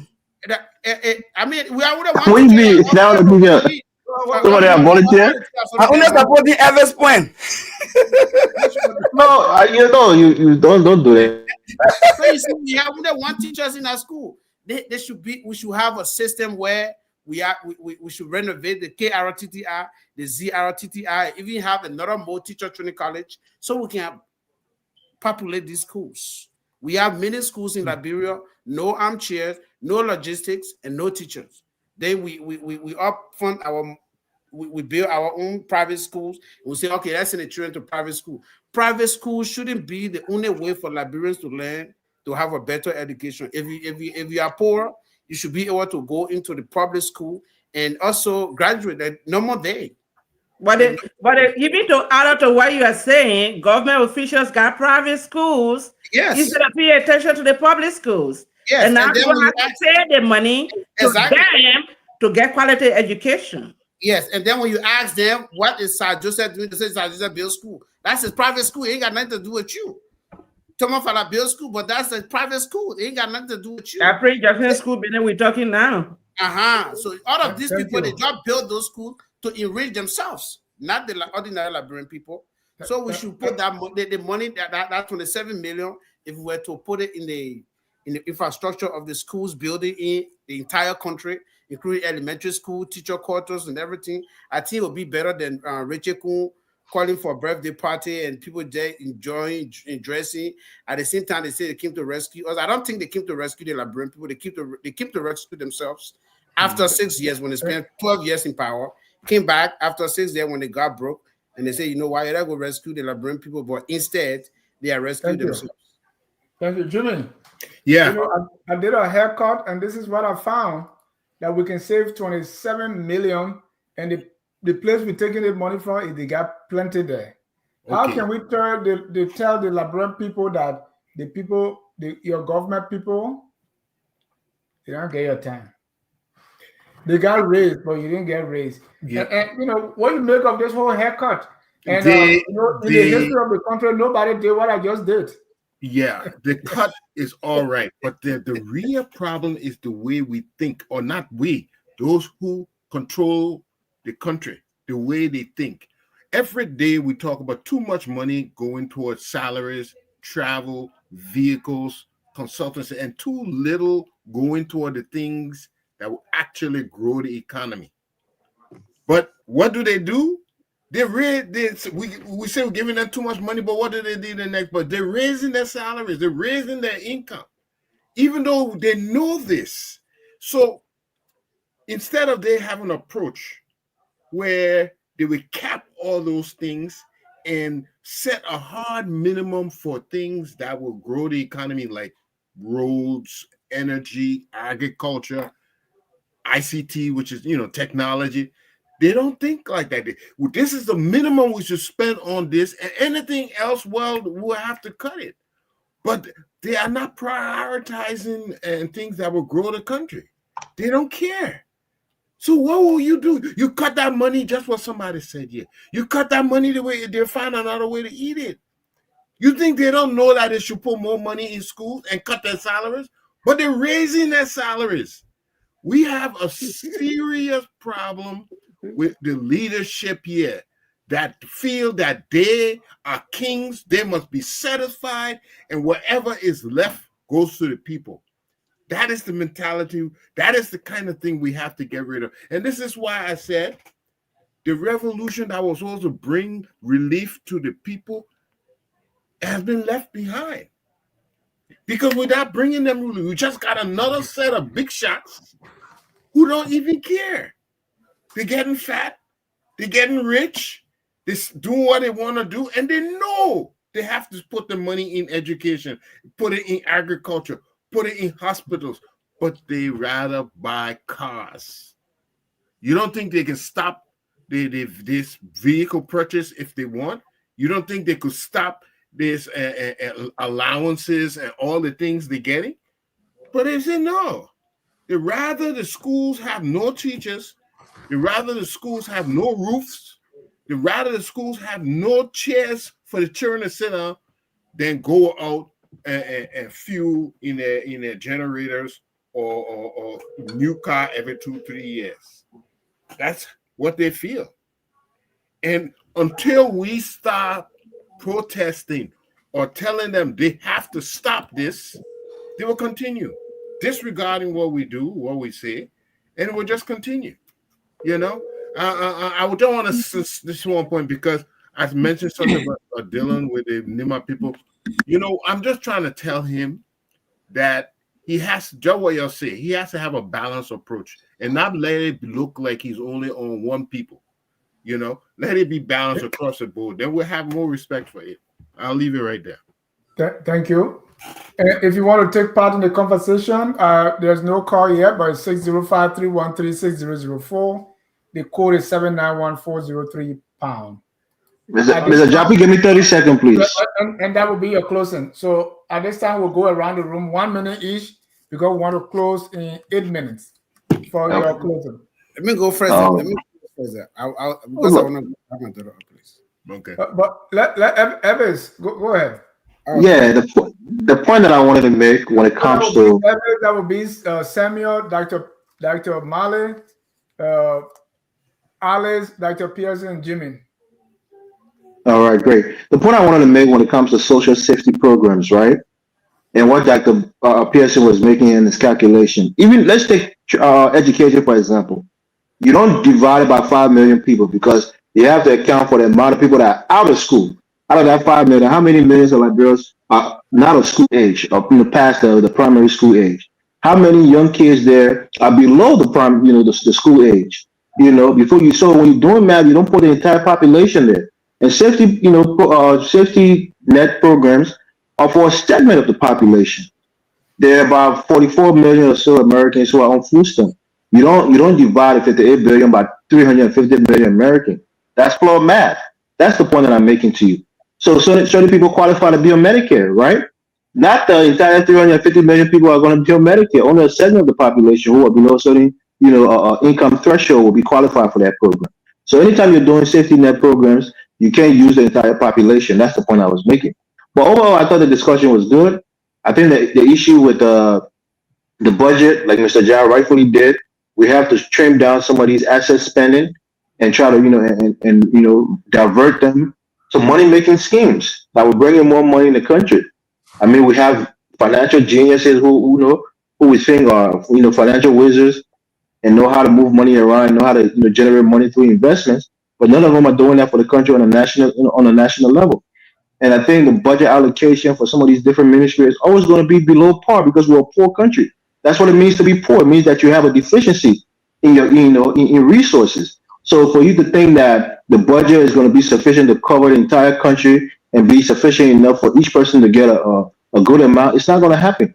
So like Mr. Eastman was saying, gradually we'll get to a point where our budget will rightly reflect the needs of the people, but we're not there. We're far from it. So only a segment of the population will benefit, and the rest of the people will just have to wait until we can generate more money down the line. Thank you, Samuel. You're closing, and we want to get solution, right? At the end of the day, how do we move this country forward, and what can we do? Right now, they will be discussing the budget, and just like the previous budget is going to pass, I was looking at the budget too, right? What I saw is the for the I think there was one item there, the projector was not given, but the actual was there. It's like every time, even if it is not, so if the budget goes like that to the Senate, right? When you go to the legislature, they fix it again. Anytime they do stuff, it's in their favor. And you can see it. And they will tell you it's not even enough. I mean, I want to get people tell me exactly, like the Ministry of Finance and Development Planning, what do they do for which they have so much money in their budget? I mean, how many people are there compared to education that have all the teachers around the country? Don't count people, Dennis. Hmm? Yeah, but that's a good question. Let's say I can So go you're ahead. closing. Sam, yeah, you're closing.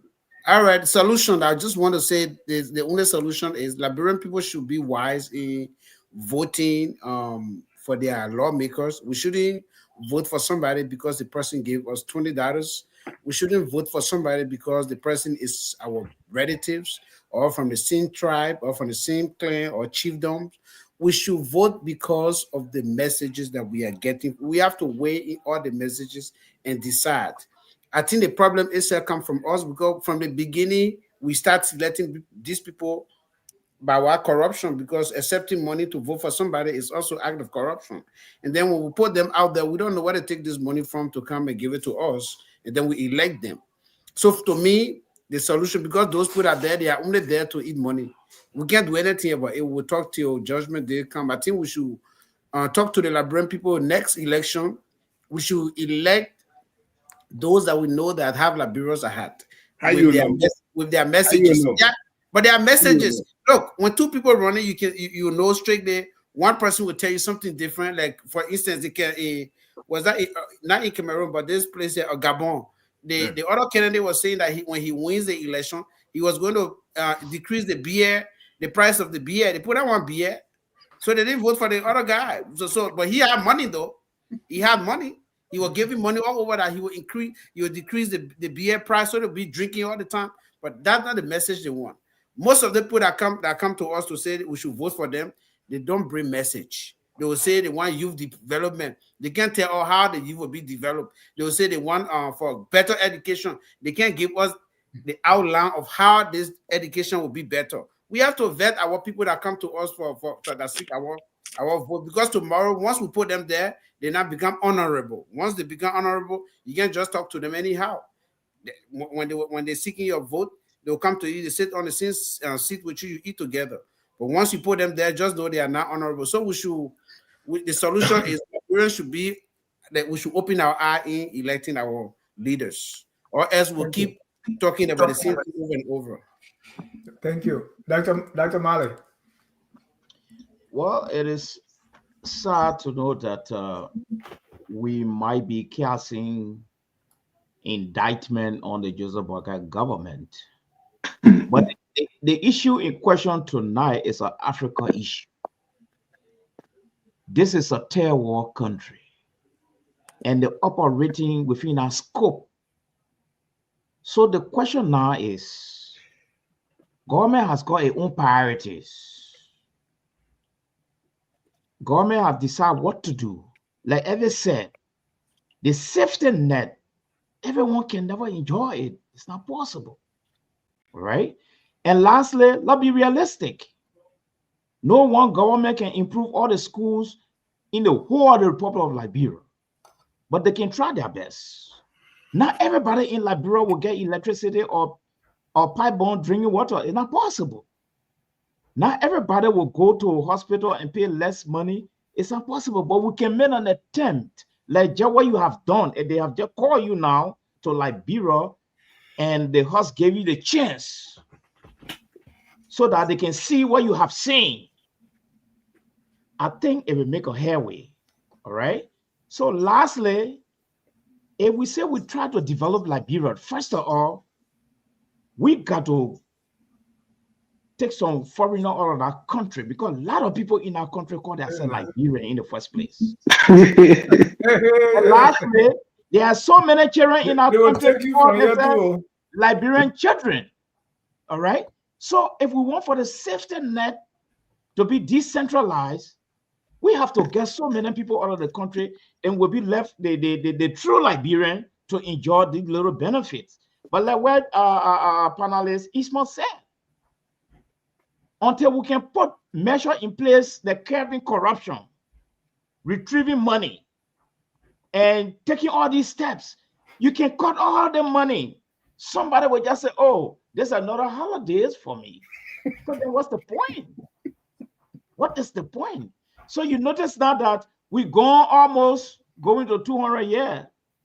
This thing has been going on and on and on and on and on and on, right? So I think it's a third world country problem. And I don't think we're going to go anywhere with this. So we just got to work with what they have now.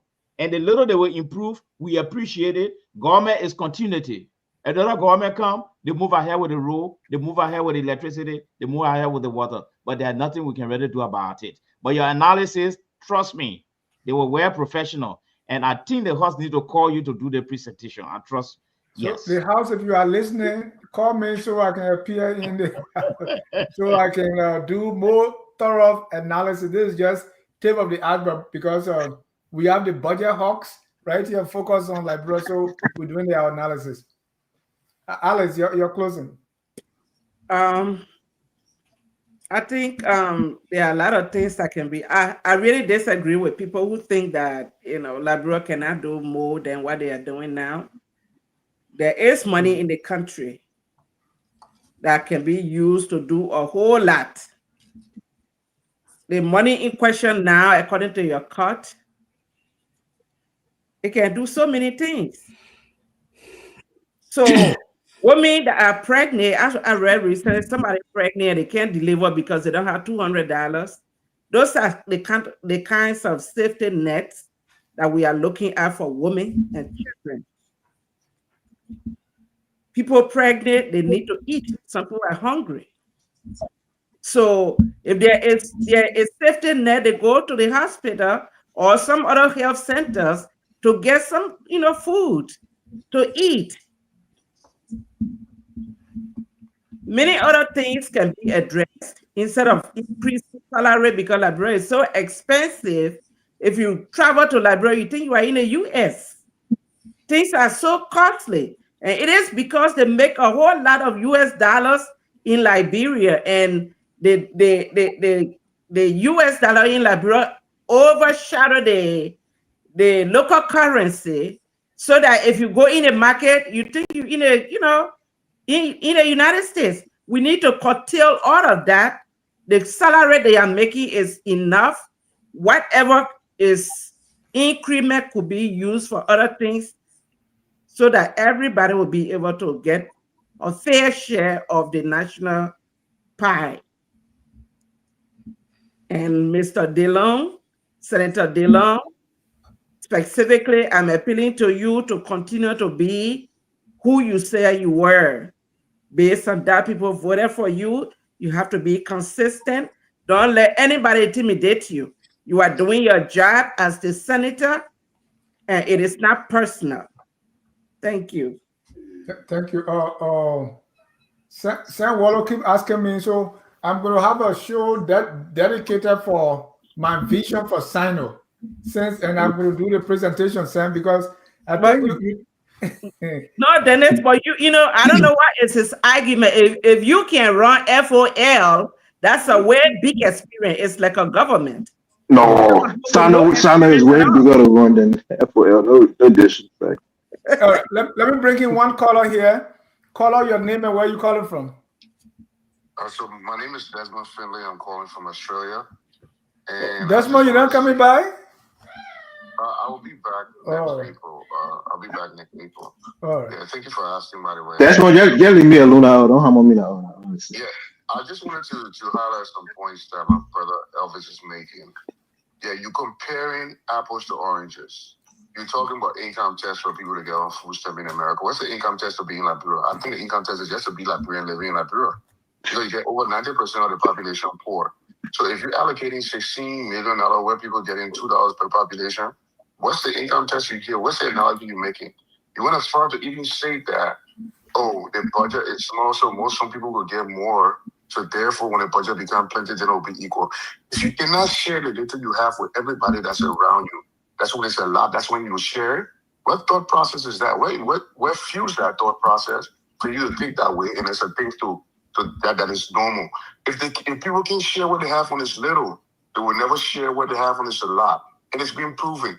Every year when the budget come out, there's 8 people in Liberia that their income increases, and there are people in Liberia, the majority of the citizens in the population, that their allocation in the budget reduces. So we have seen budget growth, we're seeing income reduce for people, we're seeing income increase for people. So I don't know what data you're looking at to see that where people that will get more money before the population will get them more. Then they said take a $27 million analysis cut from the budget haircut. Why would not put in $27 million towards that road that about to put $50 million tax on our children here for the next 15 years? Why did not allocating that money to build a 2 lane? They have to have 4 lane. I saw Roland Giddings defending that the other day in front of the Senate hearing with Amara Conan. Somebody I don't even think that had a great speech, but I don't politically agree with. But say, why would I give him 140 million? They add this 20 million to him, get 2 lane, as opposed to getting 4 lane. No, but you want to tax Liberian people 15 years into the future for what? But we say now you talk, then we come up with statements like, oh, when the money becomes plenty, that one will share around better. Who does that? Who says that? Who thinks that way? Only a greedy person thinks that way and thinks it's fair to state it publicly. I know you don't believe that, but I just had to come up and say this. Thank you. Thank you. Dr. Give me 30 seconds at least to answer my brother. It's not a big. Go ahead. It's fair. Yeah, because that's why I think that your point is worth taking. My point here is not that, we should get more money. You're a poor country. Being poor means something. Means you don't have enough resources to adequately take care of the needs of your people. That's what it means, and that's what I'm saying. So even if you spread that money, that 1.3 billion amongst every Liberian, it's not enough for even one citizen to live on for the entire year. If you get an equal share, that's the point that I'm making. So it's not about trying to downplay the Liberian people's suffering. That was not my point. Thank you, Mrs. Mola. Who? No, she got one. I think Dr. Pearson. Thank you, Dennis. Quickly, I think it was a good show. Thanks everybody for participation and those who participated by sharing the messages. Listen, I feel my sister Fatima should check herself and see if she can redirect her energy to doing the work that the president has given her to do, and try to represent the office that she's in. I think that would set a good example for the rest of the young people that are looking at her. And I would say to the president, others who are helping the president make those decisions for getting jobs, people should be given jobs on merits. I know there are political appointments, but people should be given jobs on merit, because at the end of the day, these are the face of the very government that we try to present out there.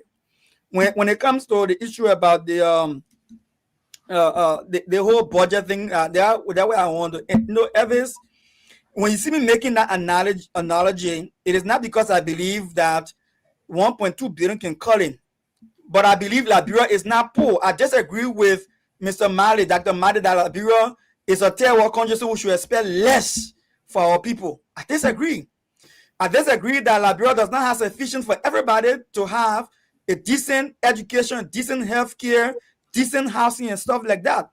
And when I talk about distributing the wealth equitably, there's something called sovereign wealth fund. Liberia say we discover potential for oil. All the money that came from that potential from oil to Noka was squandered. Zero. Lamco, Firestone, now BRE we had before. Other concession we had, I don't know how many says there's something, Bukos concessions. No foreign wealth fund for our generation to come. Zero. Foreign wealth fund ensure that the population benefit from the natural resources equitably. No projection of who is rich or who is poor, but across head. Another thing, universal healthcare is a concept that works also. Norway is an example for sovereign wealth fund. Kenya is an example of universal healthcare, where everyone is factored into the healthcare funding. So that no matter who you are, if you fall short today, you need healthcare, you should have access to it with no prejudgment or no prejudice towards your income. And last but not least, universal education is another concept. India is doing that right now, where the wealth that India has accrued over the many years they have been developing themselves. Education now is as a citizen, it's your privilege. It is. I don't know what I should say. It's your right to education right now in India. Yeah. It's your right to educate, and because of that, India has the trajectory of the population has changed. We must have said in America, we call it India to route our course for companies around the world, right? Because the people India has sent satellite to the moon. You know, and once upon a time, a few years ago, India was one of the very impoverished countries. So look, I don't doubt Liberia has the potential. In my closing, I would say let us dream to the extent that our dreams will frighten us, and let us not accept any mediocrity. Let us not accept any small and minimalist thinking. If our leaders cannot produce, let us call them out and kick them out. Okay, Dennis. Let me just go quickly. Dr. Pearson, I appreciate a lot of you said. What you mentioned was a lot of socialism tenets. So in other words, just like India, Liberia has to go through reform. We have to reform our government. Now, we mentioned here that we need to elect the officials. It has not been working. We electing people with the same thing. When they go in that place, they become the big shot, the honorable. That's it. So here we are at a point. We agree that every US dollar spent should be to improve people's capabilities, the education, the health, the skills, or at least expand production in the country. But we don't see that. So you know what? They get a budget. We don't work. We don't do anything until you go change that budget, reduce your salaries and your benefits, and put the money into improving people's health and expanding the production in the country. That is how you got to get them to change it. They will not just change. You have seen administration after administration, they do the same thing to us. The only way you get them to change is say, we will not accept this budget until you go change it. And that's what will make them change it. Now, I say go do any kind of violence or do anything, but you stand, you have what we call a go slow. You don't do anything until they go change that budget and make it more beneficial for everybody, for all the Liberians. I'll leave it there. Thank you very much. I want to thank all of you for tonight. Tomorrow at FOL Live on Kia Radio, we're going to be debating. There's a bill in about harmful traditional practices. Is what they call it, harmful, right? So some of the people pushing that will be Mrs. Woki Dolo Kamara. She will be here tomorrow, FOL Live on Kia Radio, and also the president of, I think there's a president, J. Lupulu Toulon. I think he's the head of all the Pele people in Liberia. He's going to be that. He's going to also be here to defend against what they refer to as harmful traditional practices. Wow. So I want to see this. Please tune in. Okay. Please tune in. I'm interested in that. That should be interesting. Yeah, very, very interesting. So I don't want you to miss that. It's 9 o'clock a.m. EST. That will be 1 o'clock in Liberia. No, 2 o'clock in Liberia. So that's our time on the radio. So our 2 o'clock on the radio remains the same, except that the time that the foolishness we do here, taking time back and forth. Yeah. So again, thank you for coming. I want to thank all of you. If you have listened and you have your senator and representative, tell them that we are proposing a haircut to the budget. Send me copy of the haircut. Let me send it to them. Right. Okay. I will send you the haircut, and we got to tell them if we take this money, what we can do to benefit the people. Always focus on Liberia, and if you have not done so, you can also tell them that my dream job is still to become superintendent of Sino County, and I will offer free classes at Sino High. I will be teaching math and writing. So the current superintendent will hit you hard. And then also, technology part will be free. We will teach. Until then, we want to close, man. Thank you for watching. Always follow us, and we'll give you the best. And good night, guys. We are also embarking on a program to build a modern studio in Liberia. And this is how I will be looking in the studio when you see me there. That's how it will be. And we can do it. Man. Yeah, working. We can do it, right? And it's possible. It's possible. And look at me, Oh. I see. I see. Yeah, I know.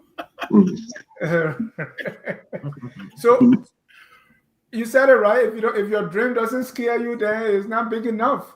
There you go. All right. Again, and we call on Sam Wallow. We want you to be the chief campaigner of this dream, so that we can have people in Liberia to also benefit from what we provide here. Until then, we're going to close with our song that says, "We are all Liberians." Have a good night, and may God richly bless you. We are Liberians. Liberia is our home. Liberian people.